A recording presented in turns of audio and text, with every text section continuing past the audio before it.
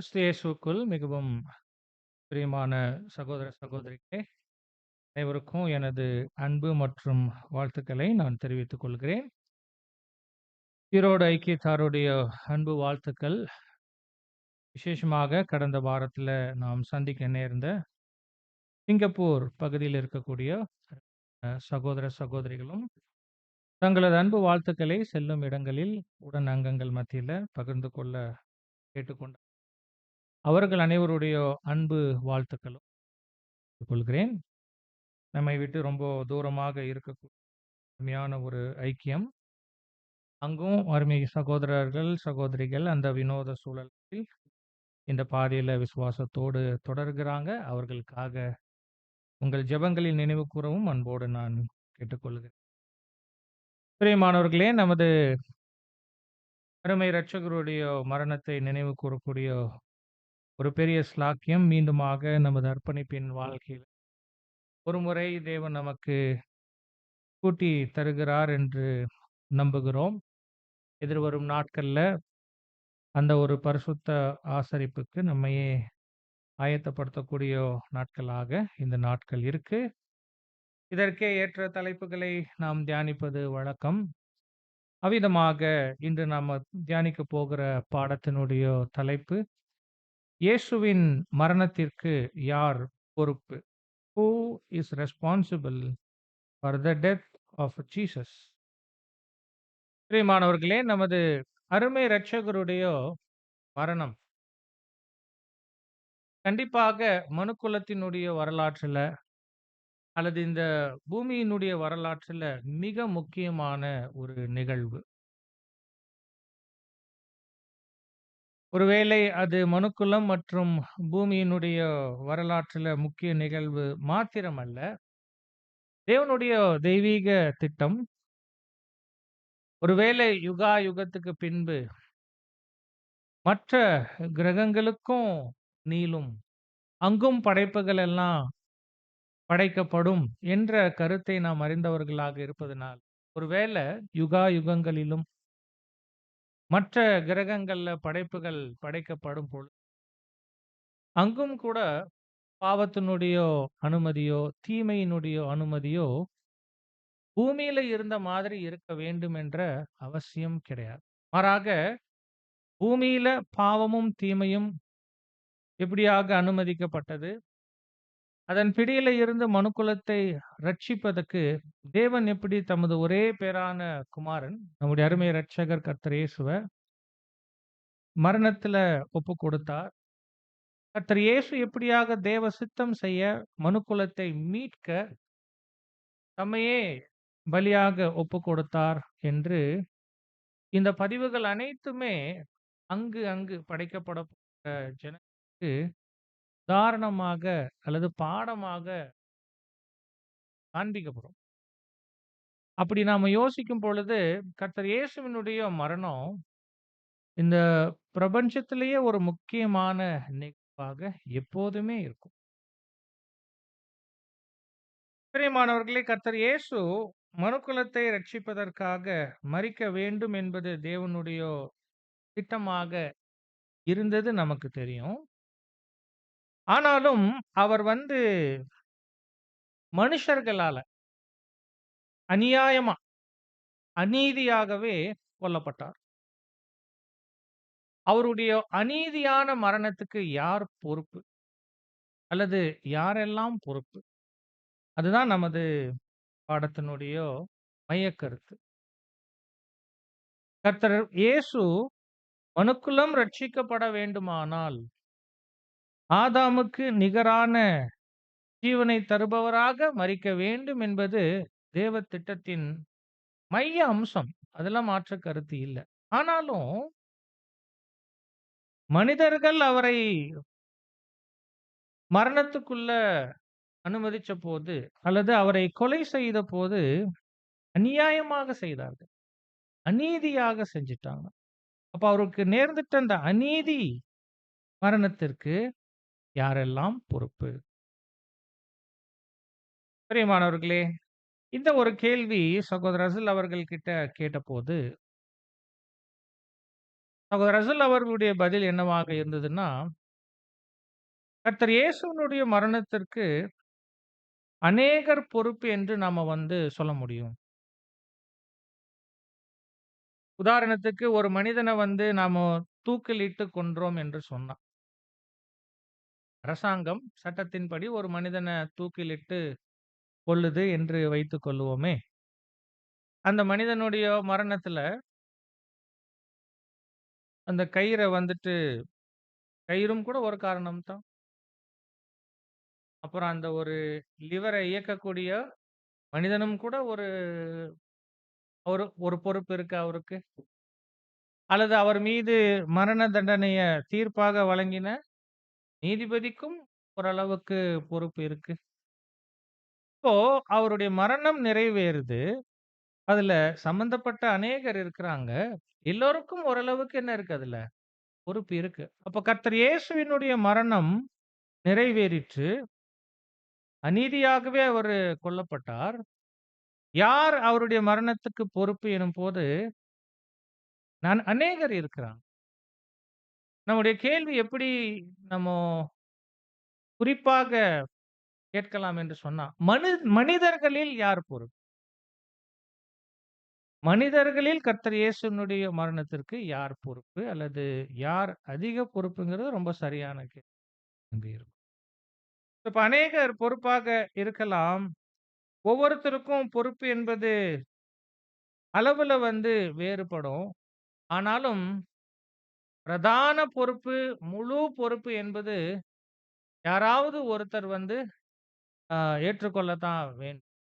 So யார் என்பது சற்று தியானிப்போம். முதலாவது, கர்த்தர் இயேசுவினுடைய மரணத்துல பங்காற்றினவர்கள், அவர் மரிப்பதற்கு காரணமானவர்கள், அதனால அவருடைய மரணத்துல பொறுப்புள்ளவர்கள் என்று புறஜாதிகளை நாமோ குறிப்பிடலாம். ஜென்டைல்ஸ். நீங்க சொல்லலாம், அவருடைய மரணத்துல சம்பந்தப்பட்டு, அவருடைய மரணத்துக்கு பொறுப்பாளிகளாக இருக்க வாய்ப்புள்ள புறஜாதிகள் யார்?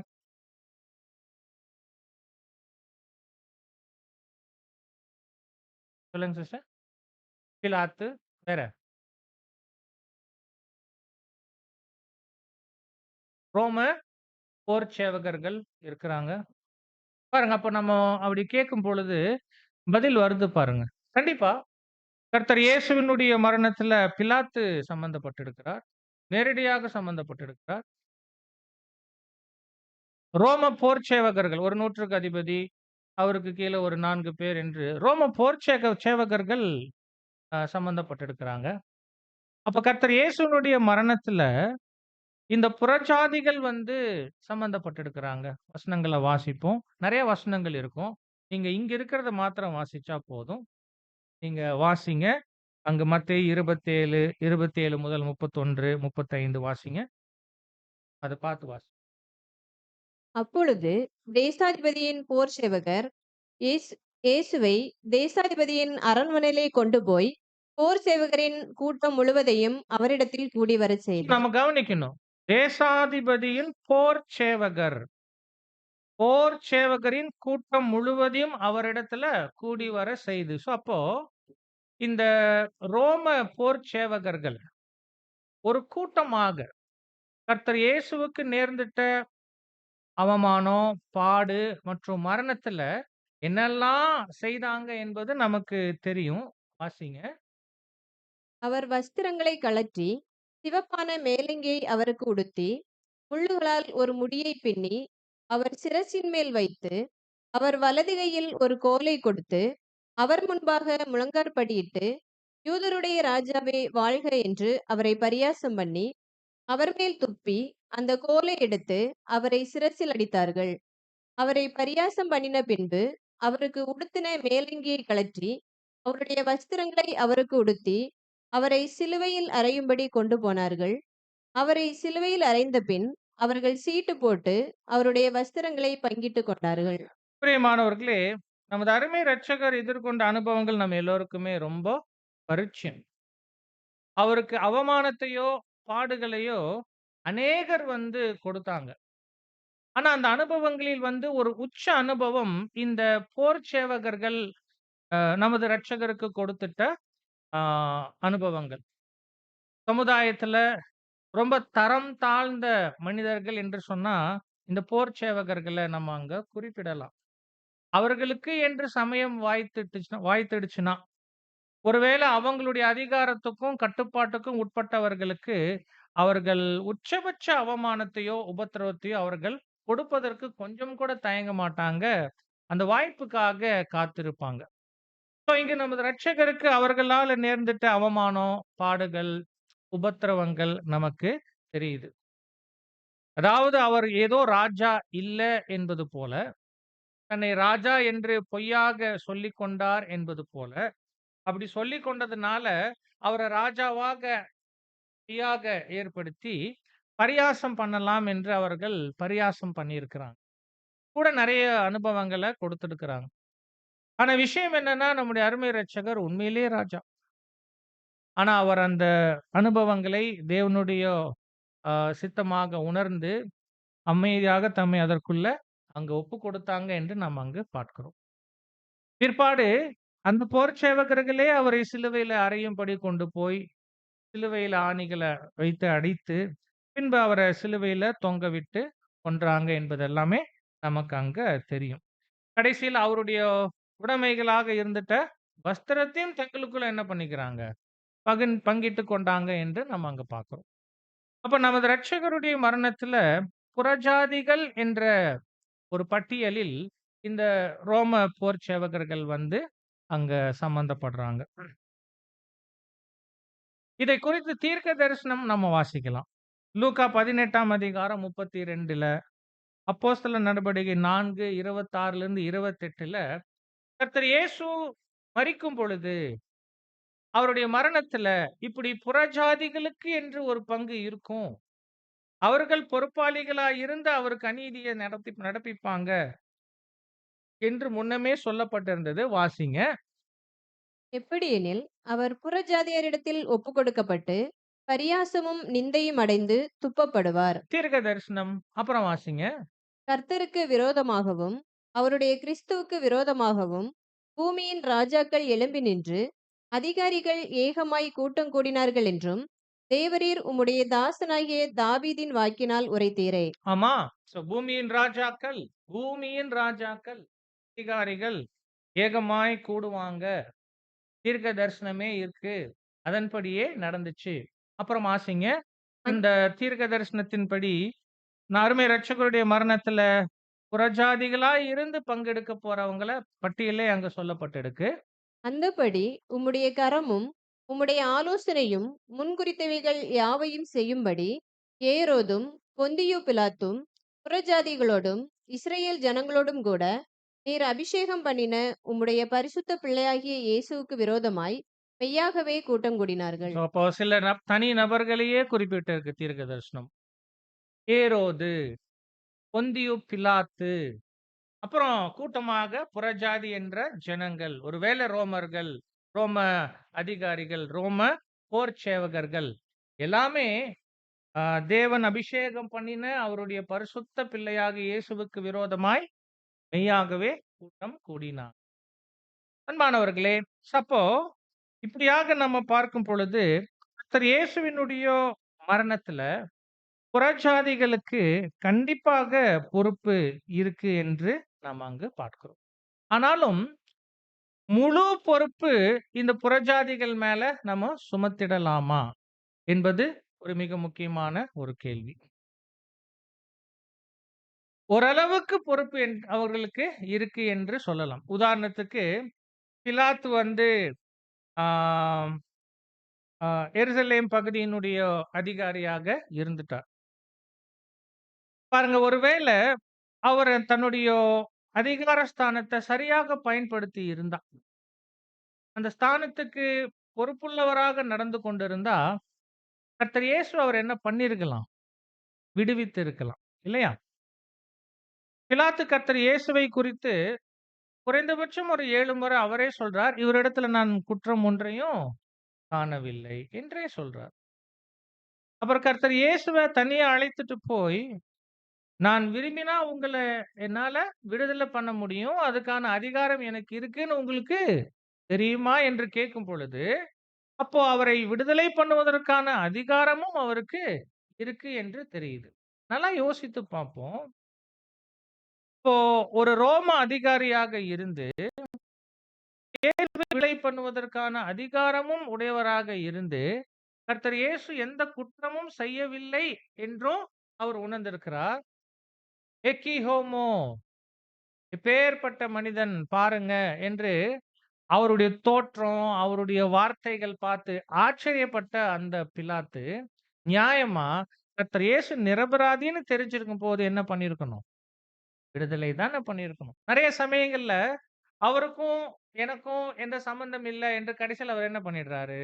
கை கழுவிடுற உடனே, ஆம் அவர காப்பாற்றுவதற்கு முயற்சி செய்தது என்னவோ உண்மைதான். பின்பு அவருடைய மரணத்தோடு தனக்கு பெரிய பங்கு இருந்துறக்கூடாதுன்னு சொல்லி, கை கழுவிட்டதும் உண்மைதான். இதனால அவர வந்து நம்மோ கர்த்தர் இயேசுவின் மரணத்துல அவருக்கு நேர்ந்துட்ட அநீதி, அந்த அநியாயமான மரணத்துல இவர் பொறுப்பே இல்லன்னு நம்மோ நினைத்துக்க வாய்ப்பு இருக்கு. ஆனா அப்படி சொல்ல முடியாது. ஒருவேள தேவன் நீதிபரராக இருந்து, யாராக இருந்தாலும் அவருடைய நீதியின்படி அவங்க செயல்பட்டிருக்கிறாங்களா என்று அவரு நிதானித்து பார்க்கும் பொழுது, அவருடைய நீதியில பார்த்தோம்னா, இவர் வந்து இங்க என்ன பண்ணியிருக்கிறார்? தன்னுடைய பொறுப்புல அவரு தவறி தான் இருக்கிறார் என்று பார்க்கிறோம். கர்த்தர் இயேசு வந்து அநியாயமாக, அநீதியாக கொல்லப்பட்டதுல இவருக்கும் பொறுப்பு இருக்குது. இவரும் காரணம் தான்.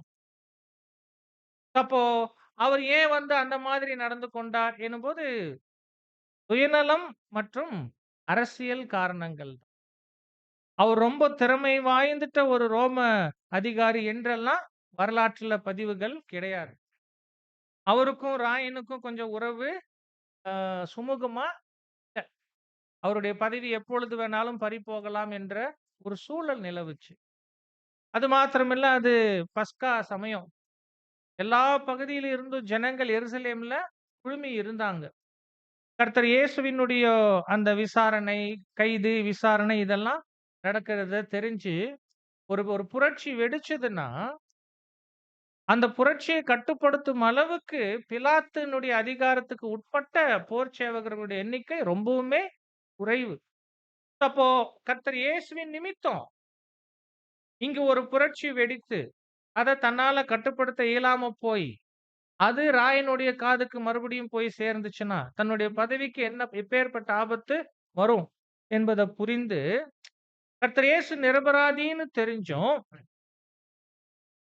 அவர வந்து விடுவிப்பதற்கான அதிகாரம் இருந்தும், தன்னுடைய சுயநல காரணத்துக்காக, பதவிய காத்துக் கொள்வதற்காக, அவர் அப்படியாக விலகிக் கொண்டார் என்று அங்கு பார்க்கிறோம். அப்போ என்னன்னா, ஒருவேளை அவருடைய மரணத்துல சம்பந்தப்பட்ட புறஜாதிகளாக தனி நபர்களையோ, அல்லது கூட்டமாக போர் சேவகர்களையோ நம்ம அங்கு பார்த்தோம்னா, கர்த்தர் இயேசு அநியாயமாக கொல்லப்படுவதற்கு இவர்கள் காரணம் காரண கா அ காரணிகளாக இருந்திருக்காங்க. இவர்களுக்கு அவருடைய மரணத்துல பதில் சொல்ல வேண்டிய பொறுப்பு வந்து அங்க இருக்கத்தான் செய்யுது. ஆனா என்னன்னா, முழு பொறுப்பு அவர்களுக்கு இருந்துச்சா என்று சொன்னா நாமோ அப்படி சொல்லுவதற்கு வாய்ப்பில்ல. ஏன்னா 1 கொரிந்தியர் 2:8 நாம வாசிக்கும் பொழுது, அதை இப்பிரபஞ்சத்து பிரபுக்களில் ஒருவனும் அறியவில்லை. அறிந்தார்களானால் மகிமையின் கர்த்தரை அவர்கள் சிலுவையில் அறைய மாட்டார்களே.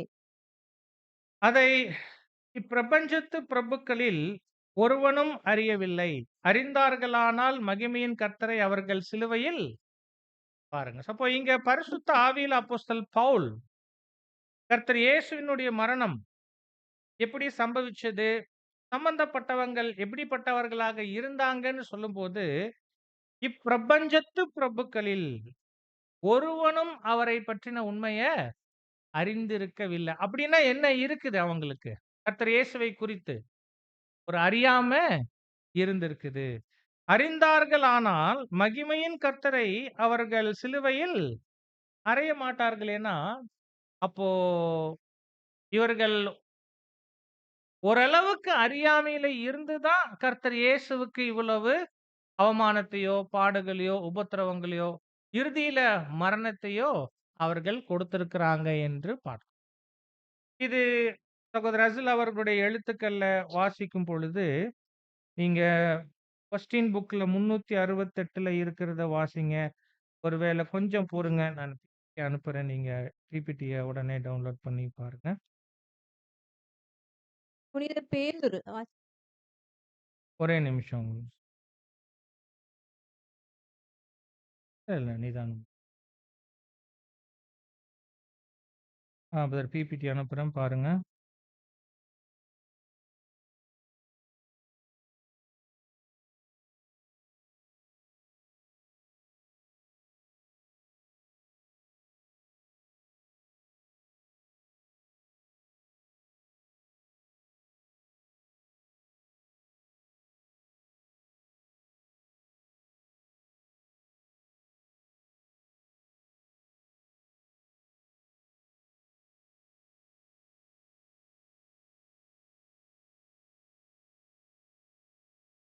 உங்களுக்கு பிடிஎஃப்ல இருக்குதா?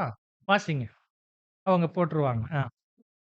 புனித பேதுரு ரோமானிய வீரர்களைப் பற்றி எதுவும் குறிப்பிடவில்லை. அதாவது பெந்தைக்கோஸ்தே நாள் அன்று ஆ கர்த்தர் இயேசு அதாவது மன்னிக்கணும். பரிசுத்த ஆவிய பெற்றதுக்கு பின்பு அப்போஸ்தலன் பேதுரு பேசக்கூடிய வார்த்தை. யூதர்கள பார்த்து கர்த்தர் இயேசு கொல்லப்பட்டத குறிச்சு அவர் பேசும்போது, அவர் சொல்லக்கூடிய வார்த்தைய சகோதரர் ரசல் அவர்கள் இங்க காமிக்கிறாங்க. வாசிங்க இப்போ. பிலாத்து சட்டம் மற்றும் ஒழுங்கின் பிரதிநிதி மட்டுமே. மேலும் பிரதான ஆசாரியர், வேத பாரகர்கள் மற்றும் பரிசேயர்கள் ஒழுங்கை காக்க வேண்டும் என்று கேட்டபோது, அவர்கள் இதைத்தான் அவசியம் என்று வலியுறுத்திய போது, அவர் நிபந்தனைகளுக்கு கீழ்ப்படிவதை தவிர பேரரசருக்கு வேறு எந்த அறிக்கையும் அளிக்க முடியாது. ஆமா, நான் வாசிக்கிறேனே அது. புனித பேதுரு ரோமானிய வீரர்களை பற்றி எதுவும் குறிப்பிடப்படவில்லை. எதுவும் குறிப்பிடவில்ல. கர்த்தர் இயேசு கொல்லப்பட்டார். அவர கொன்னவங்கலாம் யாரு? அவருடைய மரணத்துல யாருக்கெல்லாம் பொறுப்பு இருக்கு? என்று பெந்தெகோஸ்தே நாளன்று அவர் பேசின அந்த பதிவ பார்க்கும்போது, அவர் ரோமானிய போர்ச்சேவகர்கள பத்தி எதுவுமே சொல்லிடல. ஒருவேள பிலாத்த பத்தி நம்ம யோசிச்சோம்னா, சட்டம் மற்றும் ஒழுங்கின் பிரதிநிதியாக மட்டுமே அவர் இருந்துட்டாரு. அப்படி இருந்த அவர்கிட்ட பிரதான ஆசாரியர், வேதபாரகர் மற்றும் பரிசேயர்கள் ஒழுங்கை காக்க வேண்டும் என்று கேட்டபோது, அவர்கள் இதைத்தான் அவசியம் என்று வலியுறுத்திய போது, அவர் நிபந்தனைகளுக்கு கீழ்ப்படிவதை தவிர, பேரரசருக்கு வேறு எந்த அறிக்கையும் அளிக்க முடியாது. அப்ப ரொம்ப எளிமையாக நம்ம என்ன சொல்லலாம் அப்படின்னா, சகோதரர் ரசூல் அவர்களுடைய வார்த்தைகள் வைத்து பார்க்கும்போது, கண்டிப்பா இந்த புறஜாதிகளுக்கு நமது இரட்சகருடைய மரணத்துல பொறுப்பு நிச்சயம் இருக்குது. அதற்கு உரிய ஒரு நீதியான தண்டனைக்கு அவர்கள் தகுதியானவர்கள் தான். மாற்று கருத்து இல்ல. ஆனாலும் முழு பொறுப்பு அவர்கள் மேல நாம சுமத்திட முடியாது. ஏன்னா, ஓரளவுக்கு இவர்கள் எல்லாமே அறியாமையில தான் இந்த காரியத்த என்ன பண்ணிட்டாங்க? செய்துட்டாங்க என்பது நம்ம அங்க சரி அப்போ வேறு யார் பொறுப்பு என்று சொன்னா, இவர்கள பார்க்கிலும் கொஞ்சம் கூடுதல் பொறுப்பு யாருக்கு இருக்குன்னா, இவர்கள் கிட்ட கர்த்தர் இயேசுவை யார் ஒப்பு கொடுத்தாங்களோ, அவங்களுக்கு இருக்கு. யார் ஒப்பு கொடுத்தாங்க? இது வசனம் அப்போஸ்தலர் நடபடிகை 2:23ல வாசிங்க. இங்க இருக்காது. நீங்க வாசிங்க. அதே அந்த பெந்தெகோஸ்தே நாளின் ஆ ப பேச்சுல அப்போஸ்தலர் பேதுரு கர்த்தர் இயேசுவ கொலை பண்ணது பத்தி பேசும்போது வாசிங்க. 23 அப்படியிருந்தும் தேவன் நிர்ணயித்திருந்த ஆலோசனையின்படியேயும் அவருடைய முன்னறிவின்படியேயும் ஒப்புக்கொடுக்கப்பட்ட அந்த இயேசுவை நீங்கள் பிடித்து பாருங்க. யூதர்கள பார்த்து அவர் பேசுறார். இயேசுவை நீங்கள் பிடித்து என்ன பண்ணீங்க? அக் அக்கிரமக்காரருடைய கைகளினாலே சிலுவையில் ஆணியடித்து கொலை செய்தீர்கள். அப்போ கர்த்தர் இயேசுவ சிலுவையில ஆணியடித்து கொலை செய்த அக்கிரமக்காரர் என்பது இங்க யார குறிக்குது? புறஜாதிகளை குறிக்குது. புரியுதுங்களா? ரோம அதிகாரிகள், ரோம போர் சேவகர்கள் தான் இங்க அக்கிரமக்காரர்கள். அவங்க தான் அவர நேரடியா சிலுவையில ஆணி அடிச்சு கொன்னது. ஆனாலும் அவங்க கையில கர்த்தர் இயேசுவை ஒப்புக் கொடுத்தது யார் என்று பார்க்கும் பொழுது யூதர்கள் வந்து அங்க இருக்கிறாங்க. அதனால் அன்பானவர்களே, அப்போ கர்த்தர் இயேசுவினுடைய மரணத்துல புறஜாதிகளுக்கு பொறுப்பு இருக்குது. ஆனா முழு பொறுப்பாளிகள் கிடையாது அவங்க. அவர்கள பார்க்கிலும் அதிக பொறுப்பு யாருக்கு இருக்கு என்று கேட்டா, கண்டிப்பா இஸ்ரவேல் தேசத்துக்கு. யூத ஜனத்துக்கு கர்த்தர் இயேசுவின் மரணத்துல புறஜாதிகளை பார்க்கிலுமே பொறுப்பு இருக்கு என்று நம்ம பார்க்கிறோம். இது நம்ம மத்தேயு 27ல 21, 22 வசனங்கள் வாசிங்க இப்போ. தேசாதிபதி ஜனங்களை நோக்கி, இவ்விருவரில் எவனை நான் உங்களுக்கு விடுதலையாக்க வேண்டும் என்று கேட்டான். அதற்கு அவர்கள் பரபாசே என்றார்கள். ம். பிலாத்து அவர்களை நோக்கி, அப்படியானால் கிறிஸ்து என்னப்பட்ட இயேசுவை நான் என்ன செய்ய வேண்டும் என்று கேட்டான். அவனை சிலுவையில் அறைய வேண்டும் என்று எல்லாரும் சொன்னார்கள். ம். அதற்கு ஜனங்கள் எல்லாரும், இவனுடைய இரத்தப்பழி எங்கள் மேலும் எங்கள் பிள்ளைகள் மேலும் இருப்பதாக என்று சொன்னார்கள். பாருங்க இப்போ இஸ்ரவேல் தேசத்துக்கு வருவோம். கர்த்தர் இயேசுவின் மரணத்துல இவர்கள் என்ன செய்துட்டாங்க? இப்போ கர்த்தர் இயேசு பத்தி விசாரணை நடந்துட்டு இருந்தபோது, கர்த்தர் இயேசு மேல எந்த பெரிய குற்றமும் இல்ல. பிலாத்து உணர்ந்துடுறார். அவரை எப்படியாவது காப்பாற்ற வேண்டும் என்றும் உள்ளூர அவர் உணர்கிறார். மனைவியின் மூலமும் தகவல் எல்லாம் வருது. இப்ப அதற்கு வந்து சந்தர்ப்பத்த அவர் உருவாக்க முயற்சிக்கிறார். ஒரு வகையில அந்த நேரத்துல, அந்த தருணத்துல பிலாத்து கர்த்தர் இயேசுவை காப்பாற்ற நினைத்தது உண்மதான். ஆனா அதை ஜனங்களுடைய வாயின் வார்த்தையிலேயே வாங்கி செய்வதுதான் ஒரு அதிகாரிக்கு வந்து ஏற்றதா இருக்கும். இல்லாட்டி ஏதாவது ஒரு தலபட்சமா நடந்தது போல அங்க தெரிஞ்சிடும். அதனால அவர் கேட்கிறார். இது போன்ற பண்டிகை நாட்கள்ல நான் யாராவது குற்றவாளியை விடுதலை பண்ணுவது வழக்கம் என்பது உங்களுக்கு தெரியும். அதனால தேசாதிபதி ஜனங்களை நோக்கி, இது சமயத்துல அங்கு கூடி வந்திருந்த யூதர்களுக்கு முன்னிலையில அவர் வந்து என்ன கேட்கிறாரு? இவ்விருவரில் எவனை நான் உங்களுக்கு விடுதலையாக்க வேண்டும் என்று கேட்டான். பரபாஸ் இருக்கிறாங்க. கர்த்தர் இயேசுவும் இருக்கிறாங்க. அவர்கள் பரபாச என்றார்கள். பாருங்களேன். அப்போ ஒருவேளை இப்படி யோசித்து பாருங்க. பார்க்கலாமே நாமோ. பிலாத்து இந்த கேள்வியை கேட்டவுடன் இயேசுவை விடுதலை பண்ணுங்கன்னு ஜனங்கள் சொல்லியிருந்தா என்ன ஆயிருக்கும்? கர்த்தர் இயேசு அங்கு கொலை செய்யப்பட்டிருக்க மாட்டார். காப்பாற்றப்பட்டிருப்பார். கன்ஃப்யூஸ் பண்ணிக்க வேண்டாம். அவர் மரிக்க வேண்டும் என்பது தேவனுடைய திட்டம். அதுல மாற்று கருத்து இல்ல. ஆனா அதற்காக அவரை வந்து அநீதியாக, அநியாயமாக கொலை செய்தவர்கள் பட்சத்துல அந்த அநீதி வந்து விசாரிக்கப்பட்டே ஆகணும். அதனால அவங்க பொறுப்பாளிகளாக இருக்கிறாங்க. இப்போ அவர்களுக்கு அந்த வாய்ப்பு பிலாத்து ஏற்படுத்தி கொடுக்கிறார். நான் நினைத்தா ஒருத்தரை விடுதலை பண்ணலாம். பரபாச விடுதலை பண்ணட்டுமா? இயேசுவை விடுதலை பண்ணட்டுமா? ஜனங்கள் யாரு? யாருக்காக கர்த்தர் இயேசு வந்தாரோ? யார் மத்தியில வந்தாரோ? யார் மத்தியில தேவ வார்த்தைகள அறிவித்தாரோ? வல்லமையான செயல்கள செய்தாரோ? யாருக்கு அநேக நன்மைகள் செய்து யார் அவரிடத்துல நன்மைகள பெற்றாங்களோ, அந்த ஜனங்களே பரபாச விடுதலை பண்ணுங்க என்று சொன்னாங்க. பிலாத்து மறுபடியும் அவர்களை நோக்கி, அப்படியானால் கிறிஸ்து என்னப்பட்ட இயேசுவை நான் என்ன செய்ய வேண்டும் என்று கேட்டான். அவனை என்ன பண்ணிடுங்க? சிலுவையில் அறைய வேண்டும் என்று எல்லாருமே சொன்னார்கள். அங்க இருந்த யூத ஜனங்கள் எல்லாருமே அங்கு சொல்றாங்க. ஒரு படி மேல போய் 25ஆம் வசனத்துல ஜனங்கள் எல்லாரும் இவனுடைய இரத்தப்பழி எங்கள் மேலும் எங்கள் பிள்ளைகள் மேலும்.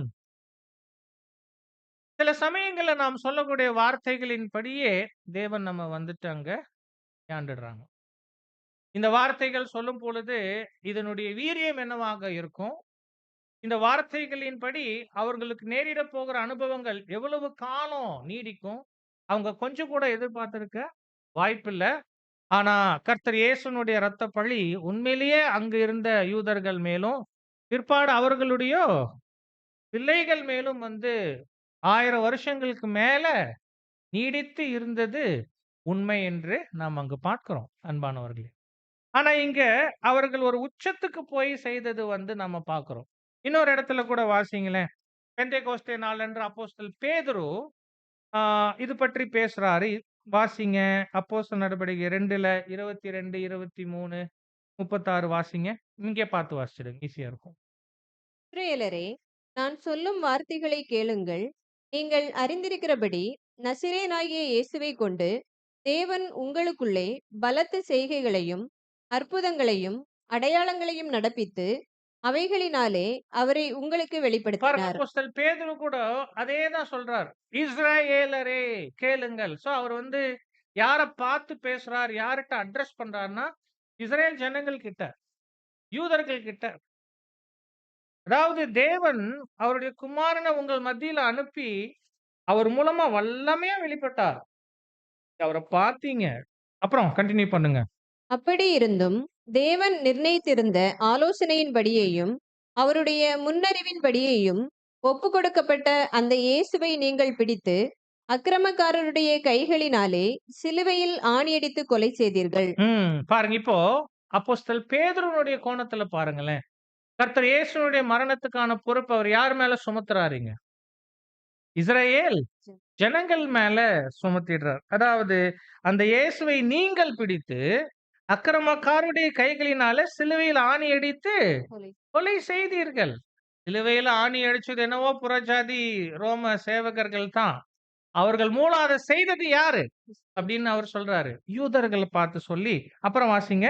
ஆகையினால் நீங்கள் சிலுவையில் அறைந்த இந்த இயேசுவையே தேவன் ஆண்டவரும் கிறிஸ்துவுமாக்கினார் என்று இஸ்ரவேல் குடும்பத்தார் யாவரும் நிச்சயமாய் அறிய கடவர்கள் என்றார். டைரக்டா பேசுறார். கர்த்தர் இயேசுவ நீங்கள் சிலுவையில் அறைந்த அந்த இயேசுவை அப்படிங்கும் பொழுது இங்க கர்த்தர் இயேசுனுடைய மரணத்துக்கு ஒரு பெரிய அளவுக்கு பொறுப்பாளிகளாக அப்போஸ்தலன் பேதுரு வார்த்தையில பார்க்கும்போது யூதர்கள் அல்லது இஸ்ரேல் தேசத்தார் வந்து அங்க சுட்டி காண்பிக்கப்படுகிறாங்க.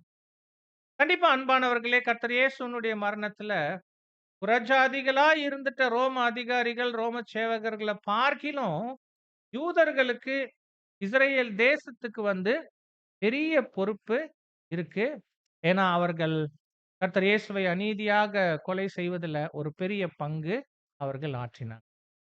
ஆனாலும் இவங்களையும் கூட நாம என்ன சொல்லிட முடியாதுன்னா, முழு பொறுப்பு அல்லது எல்லா பொறுப்பும் இவர்கள் மேலன்னு நாம சொல்ல முடியாது. ஏனென்றால் வாசிங்க, அதே அப்போஸ்தலன் பேதுருனுடைய வார்த்தைகள்ல அவர் அப்படியாக பேசின போது அங்கிருந்த யூதர்கள் என்ன பண்ணாங்க? அப்போஸ்தலர் 2:37ல இதை அவர்கள் கேட்டபொழுது அதாவது பேதுரு கர்த்தர் இயேசுவ நீங்க தான் கொன்னீங்க அப்படின்னு சொல்லும்போது, கர்த்தர் இயேசு எப்படியாக வந்தாங்க? எப்படியாக உங்க மத்தியில இருந்தாங்க? அவருடைய வாழ்க்கையில என்னெல்லாம் நீங்க பார்த்தீங்க? அவர நீங்களே இப்படி அநியாயமா கொன்னீங்கன்னு சொல்லி முடிக்கும்போது, இதை யூதர்கள் அதாவது அவர்கள் கேட்ட பொழுது இருதயத்திலே குத்தப்பட்டவர்களாகி ம். பேதுருவையும் மற்ற அப்போஸ்தலரையும் பார்த்து, சகோதரரே, நாங்கள் என்ன செய்ய வேண்டும் என்றார்கள். பார்த்தீங்களா? இப்ப இது எத குறிக்குது? அங்க இருந்த யூதர்களுக்கு எத குறிக்குது? ஒரு மன வருத்தத்த குறிக்குது. குற்றத்த உணர்ந்து மனம் வருந்தி, சகோதரரே நாங்க என்ன செய்யணும்? அப்படின்னா, கர்த்தர் இயேசுவை கொன்னதற்காக மனம் வருந்தின யூதர்கள் அங்க பெந்தேகோஸ்தே நாள் என்று அங்க நம்ம பார்க்கிறோம். அப்ப நம்ம என்ன சொல்றோம்?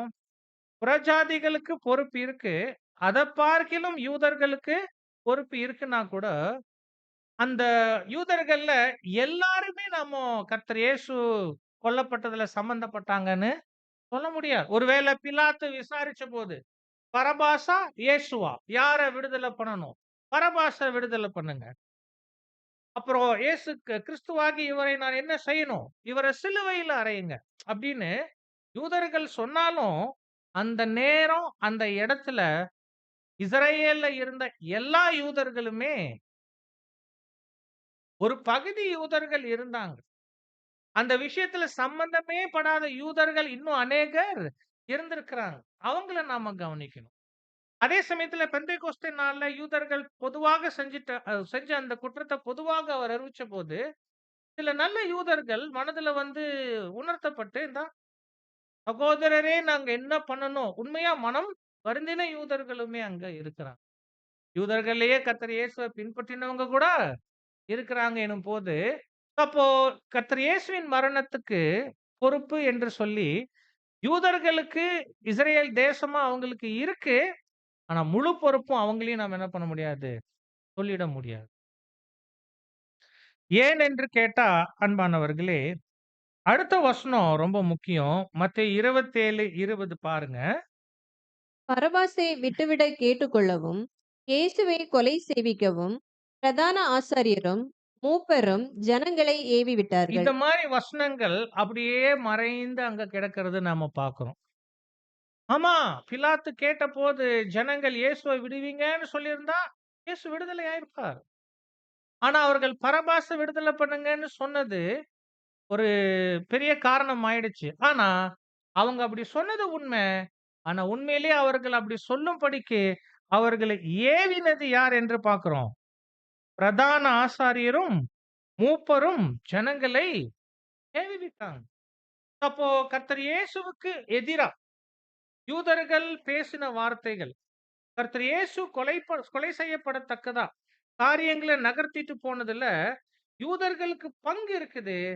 ஆனா, அவங்க முழு பொறுப்ப அவங்க மேல நம்ம ஏன் சுமத்த முடியாதுன்னா, அவர்கள பின்னாடி இருந்து தூண்டினவங்க, ஏவி விட்டவங்கன்னு அந்த தேசத்து அல்லது அந்த மதத்தினுடைய தலைவர்கள் என்ற ஒரு கூட்டம் வந்து அங்க ரிலிஜியஸ் லீடர்ஸ் இருந்திருக்கிறாங்க.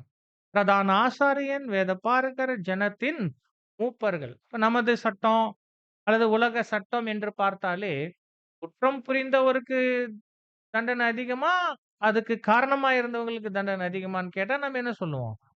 காரணர். அப்போ சாதாரண உலகத்தானே நீதியாக பார்க்கும் பொழுது, குற்றம் செய்தவர பார்க்கிலும் அதை அதை செய்வதற்கு தூண்டினவருக்கு பொறுப்பு அதிகம் என்று அங்க சொல்லும் பொழுது, இந்த வசனத்தின்படி பார்க்கும்போது, கண்டிப்பா புறஜாதிகளுக்கு பொறுப்பு இருக்குது. அத விட யூதர்களுக்கு இருக்கு.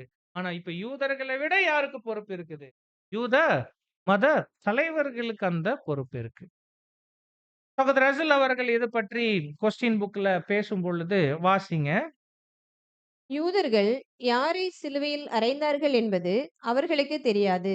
ம். மேலும் ஸ்தேவானின் கொலைக்கு பவுல் உதவியதற்கு குற்றம் சாட்டப்பட்டதைப் போலவே அவர்கள் மீதும் குற்றம் சாட்டப்பட வேண்டிய அவசியமில்லை. என்ன சொல்றாங்க இங்க பிரதர் ரசல்? என்ன ரீசன் நோட் பண்றாங்க இங்க? இந்த யூதர்கள் கர்த்தர் இயேசுவ சிலுவையில அறைந்தாங்க தான். அதற்கு காரணமா இருந்தாங்க தான்.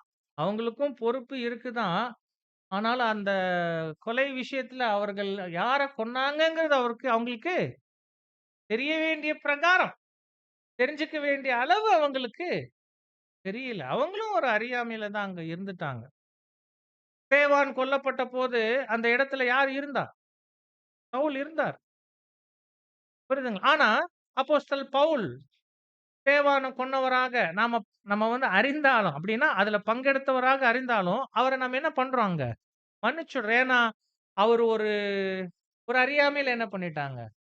அதே மாரி தான் இந்த யூதர்கள நாம பார்க்க முடியும். வாசிங்க அடுத்தது. அந்த யூதர்களை நாம் குறிப்பாக துன்மார்க்கர்கள் மற்றும் கண்டிக்கத்தக்கவர்கள் என்று நினைக்கக்கூடாது. பாருங்க, இப்ப நம்மோ அங்க இருந்த யூதர்களை துன்மார்க்கர், என்றோ அல்லது கண்டிக்கத்தக்கவர்களோ நாம சொல்லிட முடியாது. அடுத்தது. ஓரளவு மன்னிக்கத்தக்க அறியாமை, ஏனென்றால் அது சுயநலத்தின் விளைவாகும், ம். தப்பெண்ணத்தின் விளைவாகும். ஓரளவு மன்னிக்கத்தக்க அறியாமை யூதர்களுக்குள்ளேயும் இருந்தது உண்மை. 2 குரூப்ப நாம பார்த்தோம். கர்த்தர் இயேசுவின் மரணத்துல பொறுப்பு உள்ளவங்க. புறஜாதிகளுக்கு பொறுப்பு இருக்கு. ஆனா, அவங்கள பார்க்கிலும் யாருக்கு பொறுப்பு இருக்கு? யூதர்களுக்கு இருக்கு. ஆனா இப்ப தெரியுது, யூதர்கள பார்க்கிலுமே யாருக்கு பொறுப்பு இருக்கு? யூத மத தலைவர்கள். பாருங்க, இப்ப யூத மத தலைவர்கள் எந்த ரீதியில பொறுப்பாளிகள் ஆகுறாங்க? ஒருவேள அவங்க பொறுப்பு கூட எந்த அளவு? வாசிங்க லூக்கா 20:19. பிரதான ஆசாரியரும் வேதபாரகரும் தங்களை குறித்து இந்த உவமையை சொன்னாரென்று அறிந்து அந்நேரத்திலே அவரை பிடிக்க வகை தேடியும் ஜனங்களுக்கு பயந்திருந்தார்கள். 20ஆம் அதிகாரம் லூக்கால கர்த்தர் இயேசு ஒரு ஊமை வந்து அங்க பேசுறாங்க. ஒரு மனுஷன் ஒரு திராட்சை தோட்டத்த நாட்டினான். அத வேலி அடைத்தாரு. அப்புறம் அதை வந்து தோட்டக்காரருக்கு குத்தகைக்கு விட்டுட்டு போயிட்டாரு. கனிகாலம் வந்துச்சு. அந்த பலன வந்து பெற்று வரும்படி தனது ஊழியக்காரர அனுப்புறாரு. ஆனா, இந்த குத்தகைக்காரர்கள் என்ன பண்றாங்க? எஜமானுடைய வேலைக்காரர கொன்னுடுறாங்க. அப்புறம் அடுத்த வேலைக்காரர்கள அனுப்புறாரு. அவரையும் என்ன பண்ணிடுறாங்க? கொன்னுடுறாங்க. அப்புறம் இல்ல என் குமாரன நான் அனுப்புறேன். என் குமாரனுக்கு அவங்க என்ன பண்ணுவாங்க? பயப்படுவாங்கன்னு குமாரன அனுப்புறாங்க. அவரையும் இவங்க என்ன பண்ணிடுறாங்க? கொன்னுடுறாங்க. அப்படிங்கும் பொழுது, ஆக்சுவலா இந்த ஊமைய பேசும்போது, யூத மத தலைவர்கள் கவனிச்சுட்டு இருக்கிறாங்க. அவங்களுடைய மனநிலை தான் பிரதான ஆசாரியரும், வேதபாரகரும் தங்களை குறித்து இந்த உவமையை சொன்னார் என்று அறிந்து, அந்நேரத்திலே அவரை பிடிக்க வகை தேடியும் ஜனங்களுக்கு பாருங்களேன். அப்போ அவங்களுக்கு ஒரு வகையில தெரிஞ்சிடுச்சு. கர்த்தர் இயேசு தங்களுக்கு தங்களை குறித்து இப்படியாக பேசுகிறார் என்று. கர்த்தர் இயேசு விஷயத்துல அவங்களுக்கு என்ன பொறாம, என்ன எரிச்சலு, என்ன கோபம்? யூத ஜனங்கள பொறுத்த வரைக்கும் இவர்களே மத தலைவர்களாக இருந்தாங்க. ஆனா கர்த்தர் இயேசு ஊழியத்த ஆரம்பிக்கிற வரைக்கும் தான். கர்த்தர் இயேசு அங்க ஜனங்கள் மத்தியில காட்சி அளித்து ஊழியத்த செய்ய துவங்கினவுடன், இதுவரைக்கும் தங்களை வழிநடத்துபவர்களாக அவர்கள் யாரை பார்த்தாங்களோ, அவங்களிடத்துல இல்லாத ஒரு பரிசுத்த ஜீவியம், ஒரு உண்மை ஜீவியத்த கர்த்தர் இயேசுவுல அவங்க பார்த்தாங்க. நியாயப்பிரமாணத்தை முழுமையாக கடைபிடிக்கக்கூடிய முதல் மனிதனாக அவர்கள் அந்த ஜீவியத்துல எந்த குறையும் அவங்களுக்கு தெரியல. அவர் பேசுகிற வார்த்தைகள், இது மாரி யாருமே பேசலங்கிறத அவர்கள் என்ன பண்ணாங்க? உணர்ந்தாங்க. அவர் தன்னை மேசியா என்று சொல்லிக் கொண்டதுல, அ நம்பிக்கை உள்ளவர்கள் அத அத மற்றவங்களுக்கும் சொல்லும்போது, அத கேட்டவர்கள் அவர் மேசியா தான் என்பதற்கான அடையாளங்களாக, வல்லமையான செயல்கள அவர்கிட்ட பார்த்தாங்க. ஒரு அன்பே உருவான ஒரு மனுஷனாக அவரை அவர்கள் தங்கள் மத்தியில அங்க பார்த்தாங்க. ஜனங்கள் எல்லாருமே அங்க கர்த்தர் இயேசுவுக்கு பின்னால போக ஆரம்பிச்ச போது, இந்த மத தலைவர்களுக்கு பொறாமை அதிகம். நமக்கு ஜனங்கள் மத்தியில இருக்கக்கூடிய அந்த மதிப்பு, ஸ்தானம் இவரால இழந்துடுவோமோ! பயப்பட ஆரம்பிச்சதன் விளைவு தான், அவருக்கு எதிராக அங்க மாறினாங்க என்று அங்க பார்க்கிறோம். வேற சில காரணங்களும் நமக்கு தெரியும். பட் அந்த ஊமையில இருந்தத அவங்க புரிஞ்சுட்டாங்க. யோவான் 11 வாசிங்க 47, 49, 50. அப்பொழுது பிரதான ஆசாரியரும் பரிசேயரும் ஆலோசனை சங்கத்தை கூடிவரச் செய்து, ஆமா. இப்ப கர்த்தர் இயேசுவ எப்படியாவது கொலை செய்து ஆகணும்னு அவர்கள் முடிவு எடுத்ததுக்கு பின்பு, அதை எப்படி செயல்படுத்துவது? அதை எப்படி சாத்தியப்படுத்துவது? தாங்கள் தான் அத செய்யணும். ஆனா, தாங்கள் செய்த மாரி ஜனங்களுக்கு தெரியக்கூடாது. அப்போ தாங்கள் இதை நிறைவேற்றுவதற்கு ரோம அரசாங்கத்த பயன்படுத்தணும். அதிகாரிகள பயன்படுத்தணும். என்பது என்பது அவங்களுடைய திட்டம். அதற்கு இவர் மீது குற்றம் சுமத்தணும். அது விசாரிக்கப்பட்டு ஒரு தண்டனைய அங்க கொடுக்கணும். இவர்கிட்ட குற்றமே இல்லையே! புரியுதுங்களா? அப்போ ரொம்பவுமே அநியாயமா கர்த்தர் இயேசுவின் விஷயத்துல பொய்யான குற்றத்த சுமத்தி, பொய் சாட்சிகள ஏற்படுத்தி, பாருங்க இந்த இடத்துல பிரதான ஆசாரியரும், வேதபாரகரும் மன்னிக்கணும். அப்பொழுது பிரதான ஆசாரியரும், பரிசேயரும் ஆலோசனை சங்கத்தை எப்போ? நடுராத்திரியில. ஆலோசனை சங்கம் நடுராத்திரியில கூடக்கூடாது. 6 மணிக்கு மேல கூடக்கூடாது. அது சட்ட மீறல். வாங்க வேற வழி இல்ல. விடிஞ்சது ஜனங்களுக்கு தெரிஞ்சதுன்னா பெரிய பிரச்சனை ஆயிடும். எப்படியாவது இவர வந்து குற்றவாளி ஆக்கி, அ மரண தீர்ப்ப இவர் மீது வாங்கி, நம்ம சிலுவையில அறைஞ்சே ஆகணும். அப்ப நமக்கு தெரிந்தபடி கர்த்தர் இயேசுவை கொலை செய்வதற்கு இவர்கள் எல்லாமே சேர்ந்து சட்டத்த கிட்டத்தட்ட 11 விதங்கள்ல மீறி இவர்கள் வந்து அநியாயமா கர்த்தர் இயேசுக்கு விரோதமா அங்க செயல்பட்டாங்க. அப்ப இவர்களுக்கு பாருங்க இவர்கள் யூத ஜனங்கள தேவனிடத்துல வழிநடத்தக்கூடிய ஸ்தானத்துல இருந்தவர்கள். அப்ப ஜனங்கள பார்க்கிலும் இவர்களுக்கு அறிவு அதிகம். தேவனுடைய நியாயப்பிரமாணங்கள பற்றின அறிவு அதிகம். இருந்தும் கர்த்தர் இயேசுவுக்கு விரோதமா இவர்கள் செஞ்சிட்ட வஞ்சகம், தந்திரம் பார்க்கும்போது, யூதர்களை பார்க்கிலும் யூத மத தலைவர்களுக்கு கர்த்தர் இயேசுவின் மரணத்துல பொறுப்பு பெரிய அளவுக்கு அங்க இருந்திருப்பது நம்ம பார்க்கிறோம். மார்க் 15ல மன்னிக்கணும். அதிலேயே வாசிங்க அப்புறம். அப்பொழுது அவர்களில் ஒருவனும் அந்த வருஷத்து பிரதான ஆசாரியனுமாகிய காய்பா என்பவன் அவர்களை நோக்கி, உங்களுக்கு ஒன்றும் தெரியாது. ஜனங்கள் எல்லாரும் கெட்டுப் போகாதபடிக்கு ஒரே மனுஷன் ஜனங்களுக்காக மரிப்பது நமக்கு நலமாயிருக்கும் என்று நீங்கள் சிந்தியாமல் இருக்கிறீர்கள் என்றான். அந்த ஒரு திட்டத்த வகுத்து கொடுக்கிற மாதிரி காய்பா பேசின வார்த்தைகளும் கர்த்தர் இயேசுனுடைய மரணத்துல அவங்களுக்கு பொறுப்பு எந்த அளவுக்கு இருக்குங்கிறத காமிக்குது. மார்க் 15:9 வாசிங்க.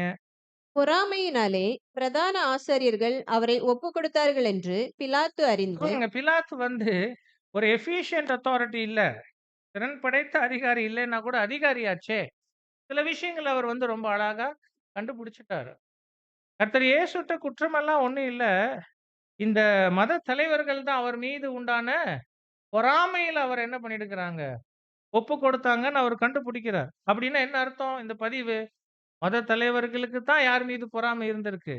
கர்த்தர் இயேசு மேல. அதனாலேயே அவரை இப்படியாக குற்றம் சுமத்தி கொலை பண்ணினாங்க என்பது தெரியுது. யோவான் 19:6, 11, 15 வாசிங்க. பிரதான ஆசாரியரும் சேவகரும் அவரை கண்டபோது, சிலுவையில் அறையும், சிலுவையில் அறையும் என்று சத்தமிட்டார்கள். ம், இயேசு பிரதியுத்தரமாக, பரத்திலிருந்து உமக்கு கொடுக்கப்படாதிருந்தால் என்மேல் உமக்கு ஒரு அதிகாரமும் இராது. ம், ஆனபடியினாலே என்னை உம்மிடத்தில் ஒப்பு கொடுத்தவனுக்கு ம், அதிக பாவம் உண்டு என்றார். ம். அவர்கள், இவனை அகற்றும், அகற்றும், சிலுவையில் அறையும் என்று சத்தமிட்டார்கள்.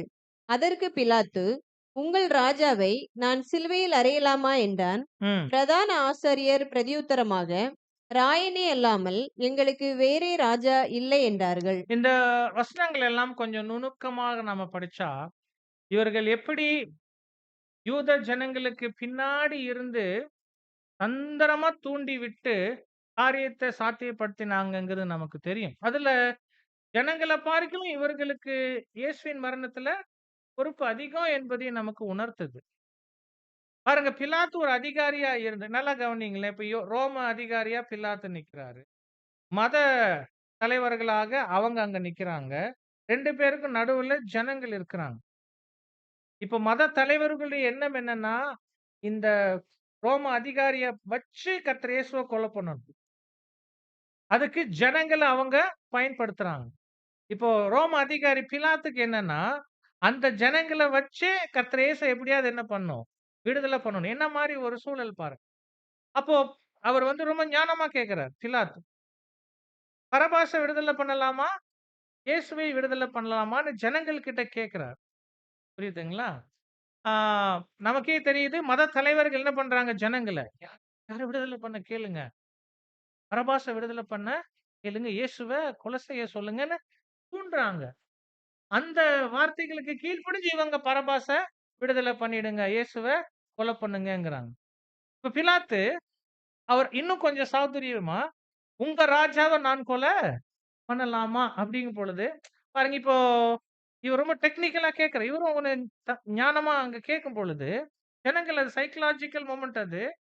என்ன சொல்லுவதுன்னு அவங்களுக்கு சரியா தெரியல. காரியம் தங்கள் கை விட்டு போயிறக்கூடாது. உடனே பின்னாடி இருந்தவங்க என்ன சொல்றாங்க? அந்த அந்த வார்த்தை கவனிங்க பாருங்க. இதுதான் இவர் ஜனங்கள கேட்க, ஆனா பதில் யார் சொல்றா? பின்னாடி இருந்து அவர்கள் சொல்றாங்க, "ராயனே அல்லாமல் எங்களுக்கு" அப்படின்னு நான் தேவையில்லாமலாம் பேசிட்டு இருக்காதீங்க.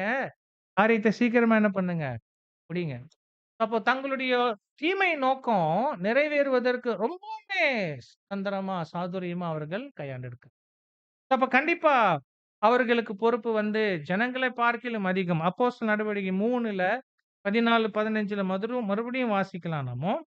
பரிசுத்தமும் நீதியும் உள்ளவரை நீங்கள் மறுதலித்து, ம், கொலைபாதகனை உங்களுக்காக விடுதலை பண்ண வேண்டும் என்று கேட்டு, ம், ஜீவாதிபதியை கொலை செய்தீர்கள். கண்டிப்பா ஜனங்களுக்கு இதுல பங்கு இருந்தாலும், இது எல்லாம் தூண்டினது யாரு?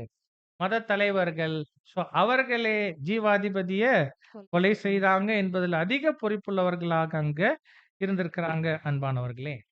அப்ப நாம என்ன சொல்லலாம்? மறுபடியும் புறஜாதிகளுக்கு பங்கு இருக்கு, பொறுப்பு இருக்கு. அத விட யூதர்களுக்கு பொறுப்பு. அத விட பொறுப்பு யாருக்கு அங்க இருக்குது? மத தலைவர்களுக்கு அங்க இருக்கு. ஆனாலும் மத தலைவர்களையும் நம்ம முழு பொறுப்பாளிகள் என்று சொல்லிட முடியாதுதான். ஏன்னா, அப்போஸ்தலர் நடபடிக்கையே 17, 18 வாசிங்க. சகோதரரே, நீங்களும் உங்கள் அதிகாரிகளும் அறியாமையினாலே இதை செய்தீர்களென்று அறிந்திருக்கிறேன். இது மத தலைவர்களுக்கும் பொருந்தும். அப்போஸ்தலர் பேதுரு யூதர்கள பார்த்து பேசும்போது, "சகோதரரே நீங்களும், யூதர்களாகிய நீங்களும், உங்கள் அதிகாரிகளும் அறியாமையினால இத செய்தீர்கள்" என்று சொல்லும்போது, இது மத தலைவர்களையும் அங்க உள்ளடக்கும். அவர்களுக்கும் என்ன இருந்துச்சு? ஓரளவுக்கு அறியாமை இருந்தது உண்மைதான். ஆ அடுத்த வசனம். கிறிஸ்து பாடுபட வேண்டுமென்று தேவன் தம்முடைய தீர்க்கதரிசிகள் எல்லாருடைய வாக்கினாலும் முன்னறிவித்தவைகளை இவ்விதமாய் நிறைவேற்றினார். 1 கொரிந்தியர் 2:8 கூட வாசிச்சிடுங்க. அதை இப்பிரபஞ்சத்து பிரபுக்களில் ஒருவனும் அறியவில்லை. ம். அறிந்தார்களானால் மகிமையின் கர்த்தரை அவர்கள் சிலுவையில் அறைய மாட்டார்களே. ஆமா. அப்போ யூத மத தலைவர்களுக்கு மற்ற எல்லார பார்க்கிலும் பொறுப்பு அதிகமாகவே இருந்தாலும், முழு பொறுப்பு அவர்களையும் சொல்ல முடியாது. ஏன்னா, அவங்களுக்கும் ஓரளவுக்கு என்ன இருந்துச்சு? அறியாமை இருந்தது உண்மைதான். இது சகோதரர் அசல் அவர்கள் ரீப்ரிண்ட் 2471ல நம்ம வாசிக்கிறோம். பரிசேயர்கள் தாங்கள் என்ன செய்தார்கள் என்பது அவர்களுக்கு தெரியாது. ம். ஹார்வெஸ்ட் கிளீனிங்ல சாத்தானின் குருடாக்கும் வல்லமை இல்லாமல் யூத ஆட்சியாளர்கள் நம் ஆண்டவரை சிலுவையில் அறைந்திருக்க மாட்டார்கள். பாத்தீங்களா? அப்போ கண்டிப்பா இவர்கள் எல்லாருடைய சார்பிலுமே அறியாமையும் இருந்துச்சு. எல்லாத்துக்கு பின்னால சாத்தானுடைய குருடாக்கும் வல்லமை, வஞ்சகமும் இருந்தனால, இவர்கள் அனைவருக்குமே இயேசுவினுடைய மரணத்துல பொறுப்பு இருந்தாலும், அந்த பொறுப்பு அளவு புறஜாதிகளை விட யூதர்களுக்கு அதிகமாக, யூதர்களை விட மத தலைவர்களுக்கு அதிகமாக இருந்துட்டாலும், யாரையுமே முழு பொறுப்புக்கு உரியவர்கள் என்று நாம் என்ன பண்ணிட முடியாது? சொல்லிட முடியாது. ஆ ஆனாலும் நாம் என்ன சொல்லலாம்? எந்த அளவுக்கு இவர்களுக்கு பொறுப்பாளிகளோ, அந்த அளவுக்கு இவங்களுக்கு என்ன இருக்கணும்? நீதியா ஒரு தண்டனை அங்க இருக்கணும் இல்லையா? அப்போ இவர்களுக்கு நீதியாக ஒரு தண்டனை இருந்துச்சா என்று கேட்டா, கண்டிப்பா தண்டனை அங்க இருந்தது தான். ரீபிரிண்ட் 3369ல ஒரு இன்ட்ரஸ்டான தகவல்கள சகோதரர் அஸ்ல் அவர்கள் பகிர்ந்து கொண்டிருப்பாங்க. என்னன்னா, இந்த ரோம ஜனங்கள் என்று சொன்னாலும் சரி, அதிகாரிகள் என்று சொன்னாலும் சரி, யூத ஜனங்கள் என்று சொன்னாலும் சரி, மத தலைவர்கள் என்று சொன்னாலும் சரி, கர்த்தர் இயேசுவினுடைய மரணத்துக்கு காரணமாக இருந்ததுனால, அவங்களுடைய வாழ்க்கையில அவர்கள் கடினமான அனுபவங்கள வாங்கி தான் மரித்தாங்க. உதாரணத்துக்கு பிலாத்து எந்த பதவிய பாதுகாத்துக் கொள்ள வேண்டும் என்று சொல்லி, தனக்கு அதிகாரம் இருந்தும், கர்த்தர் இயேசு நிரபராதின்னு தெரிஞ்சும், அவர காப்பாற்றி இருக்க வேண்டியவர் அந்த பொறுப்ப தட்டி கழித்து நழுவிக் கொண்டாரோ, அந்த பதவி அவருக்கு உடனே என்ன ஆயிடுச்சு?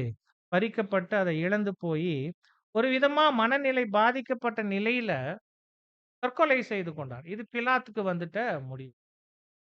பிரதான ஆசாரியன் அன்னா, ஜனங்கள் அவர வீதிக்கு இழுத்து அடித்தே கொன்னொடுக்குறாங்க. அப்படி அவருடைய மரணம் போயிருக்கு. இவருடைய இரத்தப்பழி எங்கள் மேலும், எங்கள் பிள்ளைகளின் மேலும் வரட்டும்னு சொன்னாங்களே யூத ஜனங்கள். ரசூல் அழகா சொல்றார். "தே வர் பேப்டைஸ்ட் இன் பிளட்." என்னன்னா, அவர்கள் ரத்தத்துல ஞானஸ்நானம் எடுக்கிற மாதிரியான அனுபவத்த கிபி 70ல எருசலேம் வீழ்ச்சி அடைந்த போது அவர்கள் அங்க அனு இதெல்லாமே ஒரு வசனம் இருக்கு. சிலருடைய பாவங்கள் நியாய தீர்ப்பை கொள்ளும். அப்படின்னா, எல்லோருமே பாவிகள் தான். பாவம் செஞ்சிருக்காங்க தான். ஆனா, அதற்கான தண்டனை என்பது நியாய தீர்ப்புல வெளிப்படும். அப்படின்னா, எல்லோரும் மரித்து மீண்டுமாக உயிரடைந்து அந்த நியாய தீர்ப்புல அவங்களுக்கு பாவத்துக்கான தண்டனைகள் இருக்கும். நியாயமா. ஆனா, சிலருடைய பாவங்கள் அந்த நியாய தீர்ப்பை முந்திக் கொள்ளும் அப்படின்னா, இம்மையிலேயே அவங்க வாழ்ற வாழ்க்கையிலேயே கொஞ்சம் அதிக அநீதிக்குள்ள போனதுனால, கொஞ்சம் தண்டனைகள அவங்க இங்கேயே வாங்குவாங்க.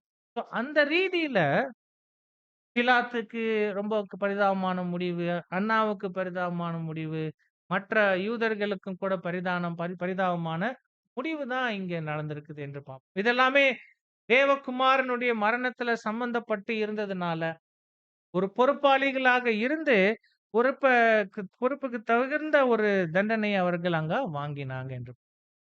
அது மாத்திரமில்ல. பொதுவாகவே தேவன் ஒரு யுகத்த முடிக்கும்போது, அந்த யுகத்தினுடைய அக்கிரமங்களை எல்லாம் என்ன பண்ணிடுவார் அங்க? சரி கட்டி, அடுத்த யுகத்த ரொம்ப புதுசாக ஆக்குவது தேவனுடைய திட்டத்தின் அம்சம். எல்லா யுகத்தின் முடிவும் அப்படி நம்ம பார்க்கலாம். ஒருவேளை யூத யுகத்தின் முடிவுல அப்படி இவர்கள் செய்திட்ட பாவங்கள் எல்லாவற்றுக்குமே, குறிப்பா கர்த்தர் இயேசுவின் விஷயத்துல அவர்கள் செய்திட்ட பாவத்துக்கும் சேர்த்து தண்டனை தேவ திட்டத்துல இருந்துச்சு. வாசிக்கலாம் ஒரு சில வசனங்கள். ஆ 1 தெசலோனிக்கேயர் 2:14-16 வாசிக்கலாம். யூதர்கள் என்ன தப்பெல்லாம் செஞ்சாங்க, என்ன பாவமெல்லாம் செஞ்சாங்க, அது எல்லாவற்றுக்குமே சேர்த்து அவங்க தண்டனை வாங்கினது வாசிங்க. இதுல இருக்காது. அதுல இல்ல. நீங்க வாசிங்க. 1 தெசலோனிக்கேயர் 2:14-16 எப்படியெனில் எப் சகோதரரே, எப்படியெனில், சகோதரரே, யூதேயா தேசத்தில் கிறிஸ்து இயேசுவுக்குள்ளான தேவனுடைய சபைகளை நீங்கள் பின்பற்றினவர்களாகி, அவர்கள் யூதராலே எப்படி பாடுபட்டார்களோ, அப்படியே நீங்களும் உங்கள் சுய ஜனங்களாலே பாடுபட்டீர்கள். அந்த யூதர்கள் கர்த்தராகிய பாருங்க இயேசுவையும் இப்ப யூதர்கள் கர்த்தர் இயேசுவ கொலை செய்தாங்க. அவரை மாத்திரம் இல்ல. அந்த பாவம் மாத்திரம் அவங்க கிட்ட இல்ல. அவர கொலை செஞ்சது மாத்திரம் இல்ல. கூடவே கர்த்தராகிய இயேசுவையும் தங்கள் தீர்க்கதரிசிகளையும் கொலை செய்தவர்களும், எங்களை துன்பப்படுத்தினவர்களும், தேவனுக்கு ஏற்காதவர்களும், மனுஷர் யாவருக்கும் விரோதிகளுமாயிருந்து, பாருங்க அப்ப இந்த யூதர்கள் பாவ லிஸ்ட் எடுத்தோம்னா நெறைய இருக்கு. அதுல உச்சம் யார கொன்னது? கர்த்தர் இயேசுவை கொன்னது. எல்லாவற்றுக்குமே சேர்ந்து அவர்கள் கிபி 70ல ஒரு தண்டனைய வாங்கிக் கொண்டாங்க என்று சொல்லலாம். மத்தேயு 23ல 34லிருந்து 36 வாசிக்கும்போது, இல்லாட்டி நான் வாசிச்சுடுறேன். நீதிமானாகிய ஆபேலின் இரத்தம் முதல் தேவாலயத்துக்கும் பலிபீடத்துக்கும் நடுவே நீங்கள் கொலை செய்த பரகியாவின் குமாரனாகிய சகரியாவின் இரத்தம் வரைக்கும் பூமியின் மேல் சிந்தப்பட்ட நீதிமான்களின் இரத்தப்பழிக்கெல்லாம் உங்கள் மேல் வரும்படியாக இப்படி செய்வீர்கள். இவைகளெல்லாம் இந்த சந்ததியின் மேல வரும் என்று மெய்யாகவே உங்களுக்கு சொல்லுகிறேன். தண்டனை அவங்களுக்கு இருந்துச்சு. அது மாத்திரமில்ல, தேவனுடைய திட்டத்துல இஸ்ரவேலினுடைய இரட்டிப்பு தண்டனை நமக்கு ஞாபகம் இருந்துச்சுன்னா, அவங்களுக்கு ஒரு 1845 வருஷம் ஆசீர்வாத காலம் இருந்துச்சு. அது போலவே ஒரு 1845 வருஷம் தண்டனை காலம் இருந்துச்சு. தண்டனை காலம் எங்க இருந்து எங்கன்னு சொல்ல முடியுமா? தண்டனை காலம் 1845 வருஷம் தண்டனை காலம். கிபி 33ல ஆரம்பித்து 1878 வரைக்கும் அந்த மிஸ்னா. புரியுதுங்களா? யாக்கோபின் மரணத்துல இருந்து 33 வரைக்கும் ஆசீர்வாத காலம். தேவனுடைய ஜனமா இருந்தாங்க. தேவனுடைய ஏற்பாடுகள் இருந்துச்சு. ஆராதனை முறைமைகள் இருந்துச்சு. எல்லாம் ஆசீர்வாதம். ஆனா, அவங்க அதுக்கு உண்மையா நடந்துக்காம, தேவகுமாரன கொலை செய்த நிமித்தம், கிபி 33லிருந்து அதே போன்று ஒரு 1845 வருஷம் தண்டனை காலம். 1878ல அந்த தண்டனை காலம் அங்க முடிவுக்கு வந்துச்சு. இந்த காலங்கள்ல தான் அவர்கள் தேசத்துல இல்லாம உலகம் முழுக்க சிதறடிக்கப்பட்டு அந்நிய ஜனங்களுக்குள்ள போய் மிருகங்களுக்கு சமமாக அவர்கள் நடத்தப்பட்ட கஷ்டங்கள் எல்லாமே அவர்கள் அனுபவிச்சது. அப்ப என்னன்னா அன்பானவர்களே, கர்த்தர் இயேசுவினுடைய மரணத்துல புறஜாதிகளுக்கு, யூதர்களுக்கு, அ மத தலைவர்களுக்கென்று வேற வேற அளவுல பொறுப்புகள் இருந்தது உண்மைதான். அவைகள் எல்லாவற்றுக்கும் ஒரு நீதியான தண்டனைய தேவன் என்ன பண்ணியிருக்கிறாங்க? தந்திருக்கிறாங்க என்று நாம் அங்க பார்க்கிறோம். ஆனா, அவர்களுக்குள்ள அறியாமையும் இருந்திருக்கு என்பது மறுக்க முடியாத உண்மை. அதனால இவர்கள கர்த்தர் இயேசுவின் மரணத்துக்கு முழு பொறுப்பாளிகளாக நம்ம என்ன பண்ணிட முடியாது? அங்க சொல்லிட முடியாது. ஆனா இப்போ இன்ட்ரஸ்டான இன்னொரு கேள்விதான் இப்போ. அப்ப கர்த்தர் இயேசுனுடைய மரணத்துக்கு அதிக பொறுப்பு அல்லது முழு பொறுப்பு என்று மனுஷர்கள்ல நாம குறிப்பிடணும்னா யார அங்க நாம குறிப்பிடலாம் என்று கேட்டா, அன்பானவர்களே உங்களுக்கு தெரியும். நீங்களே சொல்லுங்க யாரு? மனுஷங்கள்ல ஒருத்தரு, ஆனா ஒருத்தரோ, ஒருத்தருக்கு மேலோ, இவங்க முழு பொறுப்புன்னு நம்ம சொல்லலாம். அப்படின்னா, யார தான் நாம் சொல்ல முடியும்? யூதாஸ். ரொம்ப முக்கியமான பதில் அது. முக்கியமான கேள்வி, முக்கியமான பதில்.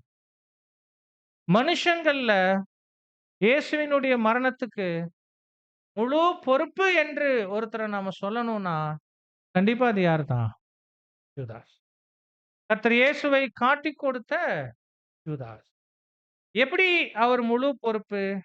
ஏன் அவர் முழு பொறுப்பு? அவர் என்ன செய்தார்? அத நம்மோ கவனிக்கணும். வாசிங்க இப்போ மன்னிக்கணும்.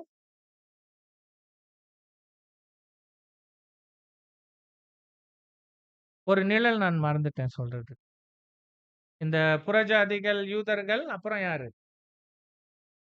யூத மத தலைவர்கள். எல்லாருமே பொறுப்பாளிகள் தான். தண்டனை வாங்கியிருக்கிறாங்க. ஆனா முழு பொறுப்பாளிகள் கிடையாது எனும்போது, அதனால அவர்கள் மீது விசேஷ தண்டனைகள் தேவன் எதுவும் கொடுத்திடல. நிரந்தரமான அவர்கள் அழிவு எதுவும் அவங்களுக்கு இல்ல. அவர்கள் மீண்டும் என்ன ஆயிடுவாங்க? ராஜ்யத்துல உயிர்த்தெழுந்து வந்து கிருபைய வந்து அவர்கள் பெற்றுக்கொள்ளுவாங்க. இல்லையா? உண்மையா இருந்தாங்கன்னா. சோ அதுக்கு வந்து ஆ ஆசரிப்பு கூடார நிழல்ல ஒரு அருமையான ஒரு ஒரு கருத்து இருக்கு. அத பார்த்துட்டு நாம ஜூடாஸ்க்கு வருவோம். லேவியராகமம் 16ஆம் அதிகாரத்துல 27, 28 வசனங்கள்ல நாம் அந்த நிழல் குறித்து நம்ம வாசிக்கிறோம். வாசிங்க.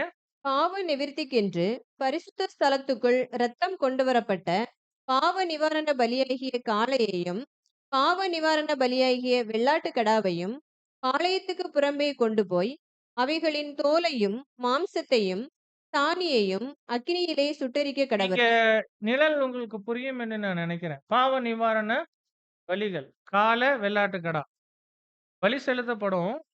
அதனுடைய முக்கியமான உறுப்புகள் தலை, அப்புறம் உள்ளுறுப்புகள் எல்லாம் ஆசரிப்பு கூடாரத்துக்குள்ள என்ன ஆயிடும்? தகனிக்கப்பட்டுடும். அதுல பிரதான ஆசாரியன், உடன் ஆசாரியர்கள் சம்பந்தப்பட்டுறாங்க. அதெல்லாம் விட்டுருங்க. ஆனா அந்த காளை, வெள்ளாட்டு கடாவினுடைய தோலு, மற்ற முக்கியமல்லாத மாம்சம், சாணம் இதெல்லாம் வேஸ்ட். இத வந்து ஆலயத்துக்கு புறம்பே வந்து சுட்டெரிக்கணும். அத செய்வதற்கு ஒரு நபரு நியமிக்கப்பட்டிருந்தார். அவரு அத செஞ்சுடுவார். செஞ்சதுக்கு பின்பு அடுத்த வருஷம் என்ன சொல்லுது? அவைகளை சுட்டெரித்தவன் தன் வஸ்திரங்களை தோய்த்து ஜலத்திலே ஸ்நானம் பண்ணி பின்பு பாளையத்துக்குள் வருவானாக. அவர் தன்னை சுத்திகரித்துக் கொண்டு மறுபடியும் எங்கேயோ வந்துக்கலாம். So இது ஒரு அருமையான நிழல். இப்போ அந்த காளை கர்த்தர் இயேசுவுக்கு நிழலு. வெள்ளாட்டுக்கடா சபைக்கு நிழல். அப்ப அந்த காளையினுடைய தோலு, மாம்சம், சாணம் அல்லது வெள்ளாட்டுக்கடானுடைய தோலு, மாம்சம், சாணம் எதுக்கு நிழல் என்று சொன்னா, கர்த்தர் இயேசுனுடைய அந்த மாம்ச சரீரம், மாம்சீகம். சபையினுடைய மாம்ச சரீரம் அந்த மாம்சீகம். இதற்கு பாருங்க, இத வந்து பாளையத்துக்கு வெளிய எரிக்கிறது எத குறிக்குதுன்னா, கர்த்தர் இயேசுனுடைய மாம்சத்துக்கு என்று சொன்னாலும் சரி, சரீரமாகிய சபையினுடைய மாம்சத்துக்கு என்று சொன்னாலும் சரி, உபத்திரவங்கள், ஆ அவமானங்களு நேரிடும். அத இந்த உலகத்தின் ஜனங்கள் தான் என்ன பண்ணுவாங்க? செய்வாங்க. அந்த செய்றவங்கள யார் இங்க நிழலா காமிக்கிறாரு? இவைகள கொண்டு போய் அங்க ஒருத்தர் தனியா எரிக்கிறார் பாருங்களேன் அவர். இப்போ விஷயம் என்னன்னா, அவரு அத எரிச்சுட்டாலும், அவர் தன்னை சுத்திகரித்துக் கொண்டு மறுபடியும் எங்கேயே வந்து யார் போலவே இருக்கலாம். பாளையத்துக்கே வந்து பாளையத்துல ஒருத்தருங்க போல பாளையம் எதுக்கு நிழல்? உலகத்துக்கு நிழல். அப்படின்னா இங்க என்ன இன்டிமேட் பண்றாங்க? என்ன குறிப்பிடப்படுது என்று சொன்னா, கர்த்தர் இயேசுவை அவர் இயேசுவினுடைய மரணத்துல சம்பந்தப்பட்டவங்க. சபையினுடைய மரணத்துல சம்பந்தப்படுகிறவர்கள். தப்புதான் செய்றாங்க. இருந்தாலும் அதுக்கு அறியாமையில தான் அவங்க செஞ்சிடுறாங்க. ஒரு வகையில தேவனுடைய திட்டத்த அதன் மூலமா என்ன பண்றாங்க? நிறைவேற்றுகிறாங்க. அதனால தண்டனை இருக்கு. ஆனா விசேஷமான, கொடூரமான, நிரந்தரமான தண்டனை கிடையாது. அவர்களும் மீண்டும் 1000 ஆண்டு அரசாட்சியில உலகத்தாரோடு கூட உலகத்தாரா வந்துடுவாங்க. அது டாபர்நாக்கிள் ஷேடோஸ்ல நமக்கு சகோதரர் காண்பிக்கக்கூடிய கருத்து வாசிங்க. இது இயேசுவின் மாம்சீக தன்மையையும், அதாவது காளை, அவருடைய சிறுமந்தியின் மாம்சீக தன்மையையும் வெள்ளாடு நிந்திப்பதிலும், தூற்றுவதிலும், அழிப்பதிலும் முக்கிய கருவியாக செயல்பட்டவர்கள், அதை அறியாமையினால் செய்வதாலும், அதே நேரத்தில் தேவனுடைய திட்டத்தை நிறைவேற்றுவதாலும், அதற்காக அவர்களுக்கு சிறப்பு தண்டனை ஏதும் இருக்காது என்பதை போதிப்பதாக தோன்றுகிறது. ம். அவர்கள் கழுவப்பட்டு சுத்தமாகி பாளையத்திற்குள் வரலாம். அதாவது உலகின் எஞ்சியவர்களைப் போன்ற நிலைக்கு வரலாம். அவர்கள் அனைவரும் பரம்பரையாக பாவிகள். அனைவரும் ஆதாமின் பாவம் மற்றும் மரணத்திலிருந்து மீட்கப்பட்டவர்கள். ம். மேலும் அனைவரும் மகா பிரதான ஆசாரியரின் வருகைக்காகவும், பின்னர் அனைவருக்கும் நீட்டிக்கப்படவுள்ள ஆசீர்வாதத்திற்காகவும் காத்திருக்கிறார்கள். தேவனுடைய ஒரு பெரிய இரக்கம் அன்பானவர்களே. அறியாமை எந்த அளவுக்கு இருந்துட்டாலும், அந்த அறியாமைக்கு தகுந்த இரக்கம் வெளிப்படுவது இங்க நமக்கு காண்பிக்கப்படும். இப்போ இந்த 3 வகுப்பாருமே தான். புறஜாதிகள், யூதர்கள், யூத மத தலைவர்கள். எல்லாருக்குமே பொறுப்பு இருக்கு. ஒரு அளவுல. அதற்குரிய தண்டனை இம்மையிலயும் வாங்கினாங்க. மறுமையிலயும் கூட அவங்களுக்கு இருக்கும். ஆனா, அறியாமை இருந்தனால, இவர்களுக்கு நிரந்தர தண்டனை தேவன் கொடுத்துட மாட்டாங்க. அவர்கள் மீண்டும் மனுக்குலத்தோடு மனுக்குலமா 1000 ஆண்டு அரசாட்சியில தேவ கிருபைய பெற்றுக்கொள்ளுவாங்க. இதுதான். இதுதான் நம்ம அங்க பார்த்தோம். அப்போ கடைசியாக இப்போ மனுஷர்ல கர்த்தர் இயேசுனுடைய மரணத்துக்கு முழு பொறுப்பு யார் என்று பார்க்கும் பொழுது, கர்த்தர் இயேசுவை காட்டிக் கொடுத்த யூதாஸ் தான். ஸோ இது நமக்கு சில முக்கிய படிப்பினைகளே கொடுக்குது இந்த கேள்வி. அவருடைய மரணத்துக்கு யார் பொறுப்பு? யார் முழு பொறுப்பு என்று கேட்கும்போது ஒவ்வொருத்தருடைய பொறுப்பின் அளவ நாம பார்த்து, அத தேவன் கையாள்கிற விதம் புரிஞ்சுட்டோம்னா, நமக்கு ஒரு பாடம் அங்க இருக்கு.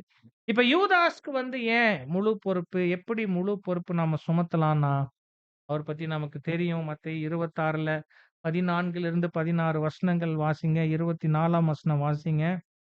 அப்பொழுது 12 ஒருவனாகிய யூதாஸ் காரியோத்து என்பவன் பிரதான ஆசாரியரிடத்திற்கு போய், நான் அவரை உங்களுக்கு காட்டிக் கொடுக்கிறேன். நீங்கள் எனக்கு என்ன கொடுக்கிறீர்கள் என்றான். அவர்கள் அவனுக்கு 30 வெள்ளிக்காசை கொடுக்க உடன்பட்டார்கள். அதுமுதல் அவன் அவரை காட்டிக் கொடுப்பதற்கு சமயம் பார்த்துக் கொண்டிருந்தான். ஜஸ்ட் வசனங்கள அப்படியே வாசித்துட்டு போனோம்னா, அவருடைய செயலினுடைய ஆழம் நம்ம புரிஞ்சுக்க முடியாது. ஜஸ்ட் இந்த வசனத்துக்கு அப்புறம் யூதாஸ நாம கொஞ்சம் மனதளவுல கற்பனை பண்ணி பார்க்கலாம். கர்த்தர் இயேசுவின் மரணத்துல அவருக்கு மற்ற எல்லோரை பார்க்கிலுமே ஒரு முழு பொறுப்பு இருந்தது நமக்கு தெரியும். அதாவது ஆரம்பத்துல நல்ல சீஷன் தான் அவரும். 12 பேர்ல அவரும் ஒருவர். கர்த்தர் இயேசு தேர்ந்தெடுத்த போது. ஆனா போக போக அவருக்குள்ள சில மாற்றங்கள் இயல்பாகவே நடந்துச்சு. கர்த்தர் இயேசுவை மையமா வச்சு அவருக்கு இருந்த எதிர்பார்ப்புகள் ஆரம்பத்துல நிறைவேறுகிற மாதிரி இருந்துச்சு. ஜனங்கள் கர்த்தர் இயேசுவுக்கு பின்னால அதிகமாக எண்ணிக்கையில பின்தொடர ஆரம்பிச்சு, கர்த்தர் இயேசுனுடைய பிரபல்யம், புகழ் உயர்ந்து கொண்டே போனபோது, உண்மையிலேயே இவரு ராஜா தான். சீக்கிரமா ராஜ்யத்த ஸ்தாபிச்சுடுவாரு. நமக்கு அதுல முக்கிய பொறுப்பு இருக்கும் என்ற எதிர்பார்ப்புக்குள்ள அவர் வந்தது உண்ம. ஆனா போக போக கர்த்தர் இயேசுனுடைய உபதேசங்கள் ரொம்ப கருகலான உபதேசங்கள் ஆச்சு. என்னுடைய மாம்சத்த புசிக்கணும். என் ரத்தத்த பானம் பண்ணணும். இம்மீடியட்டா அவர விட்டு அநேகர் என்ன ஆனாங்க? பின்வாங்கி போனாங்கன்னு இருக்கும். ஒருவேளை கர்த்தர் இயேசுனுடைய புகழ் லாசரு அவர் உயிர் தெழுப்பினபோது உச்சத்துக்கு போய் இருந்துச்சு. ஆனா அப்புறம் பிற்பாடு அவரை விட்டு ஜனங்கள் கொத்து கொத்தா பின்வாங்க ஆரம்பிச்ச போது தான், இப்போ ஜூதாஸ்க்கு ரொம்பவுமே அதிருப்தி. இவருக்கு ராஜ்யத்தை எப்படி ஸ்தாபிக்கணும்னு தெரியல. ஒருவேளை நாம தான் அத சொல்லிக் கொடுக்கணும் போல தெரியுது. அவரு ஸ்தாபிக்கிற மாரி நடந்துக்கலனா, அவரு ஸ்தாபிக்கிற மாரி அவர நாமும் நடத்துவோம் என்கிற ரீதியில தான், அவர் இந்த ஒரு வஞ்சகத்துக்குள்ள போய் அவர காட்டிக் கொடுப்பதற்கு உடன்பட்டார். அப்போ பேரம் பேசினதுக்கு அப்புறம் வசனம் பாருங்க. அது முதல் அவன் அவரை காட்டிக் கொடுப்பதற்கு இல்ல, இல்ல. சமயம் இதுக்கப்புறம் யூதாச கொஞ்சம் யோசித்து பார்ப்போமே. கர்த்தர் இயேசுவோடு இருந்த 12 சீஷர்கள்ல ஒருவராக இருந்திருக்கிறார். ஆனா மைண்ட் முழுக்க என்ன இருந்திருக்கு? பாருங்களேன். அந்த மனதுக்குள்ள தேவனுடைய சித்தத்துக்கு விரோதமா, தேவகுமாரனுக்கு விரோதமா புரியுதுங்களா? எப்படிப்பட்ட ஒரு தீமை இவராகவே விரும்பி, அனுமதிச்சு அவர் இருந்திருக்கணும். சமயம் பார்த்து கொண்டிருந்தார்னா, நல்லவர் போல பேசியிருப்பார். நல்லவர் போல செயல்பட்டிருப்பார் வெளியரங்கமா. ஆனா உள்ளூர முழுக்க முழுக்க ஆம் கர்த்தர் இயேசுவுக்கு, தன்னுடைய எஜமானனுக்கு, தன்னுடைய போதகருக்கு விரோதமான அந்த மனப்பான்மை. சோ இந்த அம்சம் தான் நாம வந்து அங்க கவனிக்கணும். ஏன் யூதாஸ்க்கு முழு பொறுப்பு? எப்படி அவருக்கு முழு சோ விருப்பப்பட்டு, தெரிஞ்சு, துணிஞ்சு கர்த்தருக்கு விரோதமான யோசனைகள, திட்டங்கள தனக்குள்ள அனுமதிச்சு, அதுல ஒரு குறிப்பிட்ட காலத்துக்கு நீடிச்சு இருந்து, மனதளவுல அந்த ஒரு தீய நோக்கத்துல நிலை பெற்றவரா இருந்து செயல்பட்டு பின்பு அவர் செய்த விஷயம் தெரியும் நமக்கு. யோவான் 13:2ல அவர பத்தி சொல்லும்போது, சீமோனின் குமாரனாகிய யூதாஸ் காரியோத் அவரை காட்டிக் கொடுக்கும்படி, பிசாசானவன் அவன் இருதயத்தை தூண்டின பின்பு அவர்கள் அவரு பிசாசுக்கு முழுவதுமே அங்க அனுமதி கொடுத்திருந்ததும், பிசாசு அவர முழுமையாக கட்டுப்பாட்டுக்குள்ள ஏன்னா இன்னொரு வசனம் பார்க்கும்போது, பிசாசு அவனுக்குள் புகுந்தான் என்று வரும். அப்படின்னா என்ன அர்த்தம்? பிசாசு யாரும் அனுமதி கொடுக்காம என்ன பண்ண மாட்டாரு? புக முடியாது அவருக்கு. ஒரு சாதாரண மனிதனா இருந்தா கூட அனுமதி கொடுக்கணும். கதவ தொறந்து வரவேற்கணும். அப்பத்தான் விழுந்து போன ஆவியோ, பிசாசோ அவங்கள கண்ட்ரோல்க்குள்ள எடுக்க முடியும். மனிதனுக்கு தேவன் அவனுடைய சித்தம் என்று ஒன்ற வைத்திருக்கிறார். வில் பவர் அவன் இழக்கும்போது தான். அந்த அந்த சித்தத்த அவன் கைவிடும் பொழுது தான். அதுல பலகீனப்படும் பொழுது தான். அது விழுந்து போன தூதர்களோ, பிசாசோ அவங்களுக்குள்ள வர முடியும். பிசாசு யூதாசுக்குள்ள புகுந்தான், அவனுடைய இருதயத்த தூண்டினான் அப்படின்னா, எந்த அளவுக்கு விருப்பப்பட்டு தனது இருதயத்த பிசாசுக்கு திறந்து கொடுத்திருக்கிறார் என்று அதுல அவருடைய சுய விருப்பம் அங்க இருந்திருக்கு. பிரியமானவர்களே. நெக்ஸ்ட் ஒரு துணிகரத்தோட அந்த பாவத்த செஞ்சிருக்கிறார். அடுத்து ஒரு பெரிதான வெளிச்சம் இல்லையா? என்ன வெளிச்சம்? யூதாஸ்க்கு கர்த்தர் இயேசு யாருன்னு நல்லாவே தெரியும். அவர்தான் மேசியா. அதுக்கான அடையாளங்கள் அப்பட்டமா தெரியுது. கூட இருந்தார், அனுபவிச்சார். கர்த்தர் இயேசுனுடைய ஆவியில ஓரளவுக்கு என்ன பண்ணார்? பங்கு எடுத்தார். பாருங்க இது எல்லாமே பொறுப்பை அதிகரிக்கச் செய்யும். மற்ற எல்லாரும் எடுத்துக்கொண்டா, ஓரளவுக்கு அறியாமை இருந்துச்சு. பிசாசனுடைய தூண்டுதல் இருந்துச்சு. ஆனா இவரு எடுத்துக்கொண்டோம்னா, இவருடைய அறியாமைய சரிக்கட்டும் விதமான வெளிச்சம் இவருக்கு இருந்துச்சு. கர்த்தர் இயேசுவினுடைய பிரசன்னம், அவருடனான உறவு, ஐக்கியம், அவருடைய வார்த்தைகள், போதனைகள், அவரிடத்துல வெளிப்பட்ட வல்லமையான செயல்கள், அந்த அறியாமைய நல்லிஃபை பண்ணி இருந்துச்சு. அப்போ எப்போ வெளிச்சம் வருதோ, ட்ரூத் வருதோ, கூடவே நமக்கு பொறுப்பும் அங்க வருதுங்கிறது நம்ம அங்க புரிஞ்சுக்கணும். அப்ப இது எல்லாமே பெற்றிருந்தும், அவரை வந்து அவரு ரொம்ப வஞ்சகமாக, அற்ப லாபங்களுக்காக காட்டிக் கொடுத்தது அன்பானவர்களே, மிகப்பெரிய பாவம். முழு பொறுப்பு வந்து அவரு அதற்கு உரியவர் அங்க ஆகுறாரு. அவரை பற்றி, அவருடைய நிலை பற்றியெல்லாம் நமக்கு பாடங்கள் தெரியும். அவருக்கு நிரந்தரமான ஒரு அழிவையே தேவன் வந்து வைத்திருக்கிறாங்க. மத்தேயு 26, 24ல கர்த்தர் இயேசுனுடைய வார்த்தை, மனுஷகுமாரன் தம்மை குறித்து எழுதியிருக்கிறபடியே போகிறார். ஆகிலும் எந்த மனுஷனால் மனுஷகுமாரன் காட்டிக் கொடுக்கப்படுகிறாரோ, அந்த மனுஷனுக்கு ஐயோ! அந்த மனுஷன் பிறவாதிருந்தானானால் அவனுக்கு அடோடோ! இது ரொம்ப முக்கியமான கீவேர்ட்ஸ். யூதாஸ்க்கு ஏன் வந்து ஒரு நிரந்தர அழிவு நம்ம அங்க சொல்ல முடியுது? அவரு வந்து நெறைய பேருக்கு அதுல வந்து எவ்வளோ முறை பாடம் எடுத்தா சில சமயங்கள்ல அந்த கேள்வி வந்து, ஏன் ஜூதாஸ்க்கு நிரந்தர அழிவு? எப்படி ஜூதாஸ்க்கு நிரந்தர அழிவு. அவர் பெந்தெகொஸ்தே நாளுக்கு முன்னாடி இருந்தாரே! ஆவியில ஜெனிப்பிக்கப்படுவதற்கு முன்பே இருந்தாரே! ஆவியில ஜெனிப்பிக்கப்பட்டிருந்தா தானே 2ஆம் மரணம் அல்லது நிரந்தர அழிவுங்கிற மாரி ஒரு புரிதல் நம்ம எல்லோருக்குமே ஒரு காலத்துல இருந்தது. பரவாயில்ல. ஆனா தேவ திட்டத்த நாம அதிகமாக புரிந்து கொள்ளும்போது, நாமாக வைத்துக்கொண்ட சில புரிதல்கள் தவறுன்னு தெரியும்போது என்ன பண்ணிடணும்? விட்டுடணும். அப்படி என்ன தெரிஞ்சிடுச்சு தேவனுடைய திட்டத்துல? நிரந்தர அழிவு, 2ஆம் மரணம் என்பது ஆவியில ஜெனிப்பிக்கப்பட்டு இருக்கணுங்கிற நிபந்தனை கிடையாதுல்ல. 1000 ஆண்டு அரசாட்சியில யாருமே ஆவியில ஜெனிப்பிக்கப்படுவது இல்ல. ஆனா என்ன இருக்கு அங்க? 2ஆம் மரணம் இருக்கு. நிரந்தர அழிவு இருக்கு. எப்படி? அங்க வெளிப்படுகிற வெளிச்சத்துக்கு விரோதமா யாராவது துணிஞ்சு செய்தா, அந்த பொறுப்புல அவர்கள் அந்த நிரந்தர அழிவுக்கு போறாங்க. அவ்வளவுதான். அப்போ யூதாஸ் ஒருவேள அந்த ஆவியினால ஜெனிப்பிக்கப்படுதலுக்கு முன்பு இருந்தவரா இருந்தாலும், அவர் பெற்ற வெளிச்சம் என்னவோ, அவருக்கு இந்த நிரந்தர அழிவுக்கு உரிய பொறுப்பு அவருக்கு அங்க இருந்தது நம்ம. இந்த வசனம், இந்த மனுஷன் பிறவாதிருந்தானானால் அவனுக்கு அப்டின்னா, அதுல ஒரு ஈக்குவேஷன் இருக்குது. யூதாஸ யாரோ ஒருத்தருக்கு வந்து அவரு சமன்படுத்தி பேசுறார். யாருக்கு? யார் பிறக்கவே இல்லையோ! எந்த விதத்துல? பிறக்கவே இல்லாதவங்களுக்கு தேவ திட்டத்துல எந்த பங்குமே கிடையாது. கரெக்ட்டா? அப்போ அது மாரி ஜூதாஸ் போறாருன்னு என்ன அர்த்தம்? ஜூதாஸ்க்கு இனிமேல் தேவ திட்டத்துல எங்கேயுமே பங்கு இல்ல.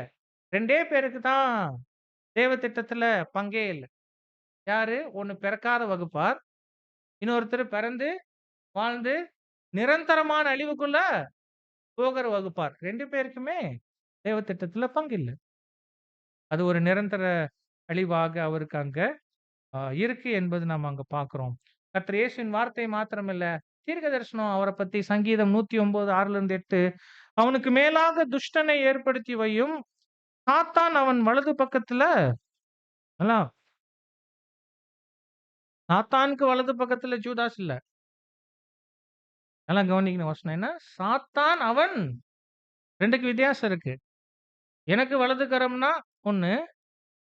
ஆ நான் இன்னொருத்தருக்கு வலது கரம்னா, இங்க சாத்தான் அவருக்கு வலது பக்கத்துல நிப்பார்ன்னா, எந்த அளவுக்கு ஒரு தீவிரமான ஒரு முழு முழு ஒரு பொறுப்பு அவருக்கு வந்து அங்க இருக்கு. ஆ அவன் நாட்கள் கொஞ்சமா கடவுது. அவன் உத்தியோகத்தை வேறொருவன் பெற கடவுள். இன்னும் நெறைய வசனங்கள் இருக்கு. நம்ம அதெல்லாம் அது நம்முடைய நோக்கம் கிடையாது. மாறாக யூதாஸ் கர்த்தர் இயேசுவை காட்டிக் கொடுத்தது, பெரிதான வெளிச்சத்துக்கும், தேவனுடைய ஆவிக்கும் விரோதமான துணிகரமான ஒரு பாவமாக இருந்தது. அவரை முழு பொறுப்பாளியாக ஆக்குது. அதுக்கு ஒரு நிரந்தர தண்டனை அவருக்கு வருது. ரசல் இத பத்தி சொல்லும் பொழுது, தனது மரணத்திற்கு காரணமாக அனைவரிலும், அதாவது தனது மரணத்திற்கு காரணமான அனைவரிலும், யூதாஸின் மீது மாத்திரமே நமது ஆண்டவர் முழு பொறுப்பையும் சுமத்தினார். Upon Judas alone, of all who had to do with his death, Lord placed the full responsibility. அன்பானவர்களே, பாருங்க அப்போ இயேசுவினுடைய மரணத்திற்கு யார் முழு பொறுப்பு என்று கேட்டா, நிச்சயம் புறஜாதிகள் இல்ல. ஆனா அவங்களுக்கு பொறுப்பு இருந்துச்சு. அவங்கள பார்க்கிலும் யூதர்களுக்கும் பொறுப்பு இருந்துச்சு. ஆனா அவங்களும் முழு பொறுப்பாளிகள் கிடையாது. அவர்கள பார்க்கிலும் யூத மத தலைவர்களுக்கு பொறுப்பு இருந்துச்சு. ஆனா அவங்களும் முழு பொறுப்பாளிகள் கிடையாது. ஆனா இந்த 3 வகுப்பாரும் தங்க பொறுப்பின் அளவுக்கு உரிய தண்டனைய இம்மையில வாங்கியிருக்கிறாங்க. மறுமையில எழுந்து வந்து உணர்ந்து, ஆனா அறியாமையினால அத செய்துட்டதுனால, கிருபையினால ரட்சிக்கப்பட்டுடுவாங்க. ஆனா முழு பொறுப்பு யாருக்கு என்று தெரிஞ்சு, திட்டமிட்டு, துணிஞ்சு, வெளிச்சத்துக்கும், ஆவிக்கும் விரோதமாக கர்த்தர் இயேசுவை காட்டிக் கொடுத்த ஜூதாஸ் மீது முழு பொறுப்பு இருக்கு. அவருக்கு அதற்கே உரிய நிரந்தர தண்டனை. நமக்கு என்ன பாடம் எடுத்துக்கலாம் அன்பானவர்களே? ஒருவேள அந்த 3 வகுப்பாருக்கு பொறுப்பு இருக்கு. ஆனா அறியாமையும் இருக்குங்கிறதுனால, அவர்களை தண்டிக்க வேண்டிய அளவுல தண்டிச்சு, தேவன் இறுதியா அவங்கள ரட்சிக்கிறத நாம பார்க்கும்போது, சில பாவங்கள் நாம செய்தா கூட நமது அறியாமை பலகீனங்களுக்கு தகுந்த தேவ இரக்கம் நமக்காக இருக்குங்கிற ஒரு நம்பிக்கை அதிலிருந்து பெற்றுக்கொள்ளலாம். ஆனா, நம்ம பங்கு, நம்ம பொறுப்புக்கு தகுந்த தண்டனையும் இருக்கு. அறியாமை பலகீனத்துக்கு தகுந்த கிருபை இருக்கு. ஆனா, அதே சமயம் அந்த பாவம் ஒருவேளை தெரிஞ்சு, விரும்பி, திட்டமிட்டு வெளிச்சத்துக்கு விரோதமா அதான் அந்த வெளிச்சத்துக்கு விரோதமா? இது நான் செய்வது தேவன் ஏற்றுக்க மாட்டாங்க, அங்கீகரிக்க மாட்டாங்க. அது தேவ நீதிக்கு விரோதமானது தான். அப்படின்னு தெரிஞ்சிருந்தா, அதுக்கு பேரு தான் என்னது? வெளிச்சத்துல பிரகாசிக்க பட்டுடுகிறோம். அப்படி தெரிஞ்ச விஷயத்த நம்ம மறுபடியும் மீண்டும் துணிஞ்சு செய்யும் பொழுது, இப்ப நம்ம அந்த வெளிச்சத்துக்கு விரோதமா இப்படி செஞ்சோம்னா, ஒருவேள அதுல நீடிச்சு இருந்தோம்னா, நிலைச்சு இருந்தோம்னா, அது நம்ம மனநிலையா ஆச்சுன்னா, அது முழு பொறுப்புக்கு உரியதாக்குது. பெரிய தண்டனை தான் நமக்கு அங்க வரும். ஒருவேள 2ஆம் மரணம் பற்றி நம்ம பேச தேவையில்ல. அது ஒரு சம்பவம் இல்ல, ஒரு நிகழ்வு இல்ல. அது ஒரு நிலை. அது நீண்ட காலம் அந்த நிலையிலேயே இருந்து, வினோதமா தண்டனைய வாங்கிக் கொள்ளுகிறது அது. அது ரொம்ப அபூர்வம் தான். ஆனாலும் வாய்ப்பில்லன்னு சொல்ல முடியாது. அது நம்ம டிஸ்கஷன் இல்ல. ஆனா வெளிச்சத்துக்கும், பரிசுத்த ஆவிக்கும் விரோதமா நம்மிடத்துல சின்னது நிகழ்ந்தாலும், உரிய விலை கொடுத்து தான் ஆகணும். ஸோ, அது நம்ம ஒரு சீரியஸான பாடமா அங்க எடுத்துக்கொள்ளலாம். ஆனாலும் இந்த கேள்வி கொஞ்சம் ஏன் முக்கியம் என்று கேட்டா, இன்னைக்கு உலகம் முழுவதுமே யூதர்களுக்கு விரோதமான ஒரு மனப்பான்மை அதிகரிச்சுட்டு இருக்கு. ஆ ஆன்டி செமிட்டிசம் என்று நாம சொல்கிறோம்ல. யூத விரோத போக்கு. யூதர்கள் என்றால், யூதர்கள் என்பதினாலேயே வெறுக்கப்படுவது. கிறிஸ்தவர்கள், யூதர்கள் அப்படி வெறுக்கிறாங்க உலகம் முழுக்க. கிறிஸ்தவர்கள் அல்லாதவங்களும் என்ன பண்றாங்க? வெறுக்கிறாங்க. வினோதம். ஒருவேளை கிறிஸ்தவர்கள் கிட்ட கேட்டா, கிறிஸ்தவ மத தலைவர்கள் கிட்ட கேட்டா, ஏன் யூதர்கள் மேல அப்படி ஒரு விரோதம்? இயேசு கிறிஸ்துவை கொலை செய்துட்டாங்க. அதனால அவர்கள் அப்படித்தான் ட்ரீட் பண்ண முடியும் அப்படின்னு இந்த ஆன்டி செமிட்டிசத்துக்கு இயேசு கிறிஸ்துவை இவர்களே முழு பொறுப்புள்ளவர்களாக கொலை செஞ்சிட்டது போல பார்க்கிறது ஒரு தப்பான ஒரு செயல். அது போப் செய்தா கூட சரி. அவர் அந்த மாரி அதாவது இன்னைக்கு அது பெயர் சபைகளுடைய ஒரு நிலைப்பாடுவே அதுதான். Replacement theology. யூதர்கள் தேவனுடைய ஜனம் தான். ஆனா இயேசு கிறிஸ்துவ கொலை பண்ற வரைக்கும் தான். கொலை பண்ணுனதுனால, கொலை பண்ணுனதுக்கு அப்புறம் அந்த இடத்த அவங்க இழந்துடுறாங்க. அவங்களுக்கான வாக்குத்தத்தங்கள் அவங்கள விட்டு போயிடுச்சு. அந்த இடத்துக்கு கிறிஸ்தவ சபை வந்துடுச்சு. அதான் ரீப்ளேஸ்மென்ட் தியாலஜி. அதனால தான் கிறிஸ்தவர்கள் எல்லாருமே யூதர்களுக்கு சொல்லப்பட்ட வாக்குத்தத்தங்கள் எல்லாம் தங்களுக்கு என்று பயன்படுத்தி நம்மளும் ரொம்ப அந்நியமா பார்க்காதீங்க. நம்மளும் அப்படிதான் பயன்படுத்திட்டு இருந்தோம். யூதர்களுக்கு கொடுத்த வாக்குத்தத்தத்த வருஷா வருஷம் போய் முதல் தேதியில அப்படியே வாங்கிட்டு வந்துட்டு, அது எங்களுக்கு. ஏன்னா அப்படியாக போதிக்கப்பட்டுட்டோம். அப்படியாக பட் அந்த தவறு எங்க போகுது? எப்படி போகுது என்று பாருங்க. அப்போ கர்த்தர் இயேசுவை கொலை செய்த முழு பொறுப்பும் யூதர்கள் மேல கிறிஸ்தவ மண்டலமோ, உலகமோ சாட்டுவது என்பது கொஞ்சம் கூட நியாயமில்லாத ஏன்னா அவர்கள் பங்குல அவங்க அவங்க தரப்புல ஒரு பொறுப்பு இருக்குது தான். ஆனா முழு பொறுப்பு இல்ல. தேவன் தெளிவா நீதியுள்ள தேவன். அவருடைய ஆவியின் மூலம் அப்போஸ்தலர்கள் மூலம் நமக்கு வெளிப்படுத்தியிருக்காங்க. அறியாமையினால நீங்களும் அதிகாரிகளும் அறியாமையினால செஞ்சுட்டீங்க. இந்த யூதர்களுக்கு மீண்டும் ஒரு ஆசீர்வாத காலத்த தேவன் வைத்து அவங்கள ஆசீர்வதிக்க போற திட்டமும் நமக்கு தெரியும். 1878க்கு அப்புறம் அந்த தண்டனை காலம் என்ன ஆயிடுச்சு? முடிஞ்சிடுச்சு. ஆசீர்வாத காலம் துவங்கிடுச்சு. இப்ப நியாயமா ஒரு கேள்வி வரலாம். ஆமா, கிபி 70லயே ஒரு பெரிய தண்டனை வாங்குனாங்க. கிபி 1878 வரைக்கும் தண்டனை காலமும் இருந்துச்சு. அதுதான் முடிஞ்சிடுச்சே பிரதர். ஆமா முடிஞ்சிடுச்சு. அப்புறம் ஏன் அவங்களுக்கு 1930களுக்கு மேல ஹோலோகாஸ்ட் நடந்துச்சு. அந்த ஒரு இனப்படுகொலை ஏன் நடந்துச்சு? 60 லட்சம் யூதர்கள் ஏன் கொல்லப்பட்டாங்க? ஏன் இன்ன வரைக்கும் அரபியர்களுக்கும் அவங்களுக்கும் பிரச்சனை எல்லாம் போகுதுன்னா, அன்பானவர்களே இதுக்கெல்லாம் காரணம் பிசாசுனுடைய கோபம் தான். பிசாசுக்கு வாக்குத்தத்த சந்ததியினுடைய 2 சந்ததி இருக்குல்ல. ஆவிக்குரிய சந்ததி, பூமிக்குரிய சந்ததி. 2 சந்ததி மேலயுமே அவருக்கு கோபம் தான். அவர் எப்போதுமே ஆவிக்குரிய சந்ததிய நசுக்கி போடுவதற்கு முயற்சித்து தான் இருக்கிறாரு. மாம்ச சந்ததியுமே அவர் விட்டு வைக்கிறதுக்கு அவர் ரெடி கிடையாது. ஒருவேள ஹோலோகாஸ்ட்ல பிசாசு அந்த ஆபிரகாமின் சந்ததியில பூமிக்குரிய அ பகுதிய முழுக்க நசுக்க தான் முயற்சித்தார். தேவன் பாதுகாத்துட்டார். ஒரு இன்ன வரைக்கும் அது பிசாசுனுடைய கோபமாக இருந்து தான் நிறைவேறிக் கொண்டிருக்கு. ஆனா தேவன் அனுமதிக்கிறாங்க. அதன் மூலமா அவங்கள தேசத்துக்கு கூட்டிச் சேர்க்கிற வேலையும் நடக்குது.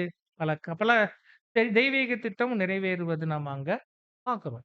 அன்பானவர்களே, இந்த கேள்வி இதனால ஒரு முக்கியத்துவம் வாய்ந்த கேள்வி. இப்போ நாம வேத மாணவர்களாக இருந்து ஆ கர்த்தர் இயேசுவினுடைய மரணத்த பல கோணங்கள்ல தியானிக்கும்போது, உண்மையில அவருடைய மரணத்துக்கு யார் பெரிய பொறுப்பாளிகள் என்பதிலே நாம தெளிவா இருப்பது உதவியாக இருக்கும். தேவன் தாமே வார்த்தைகளை ஆசீர்வதிப்பாராக.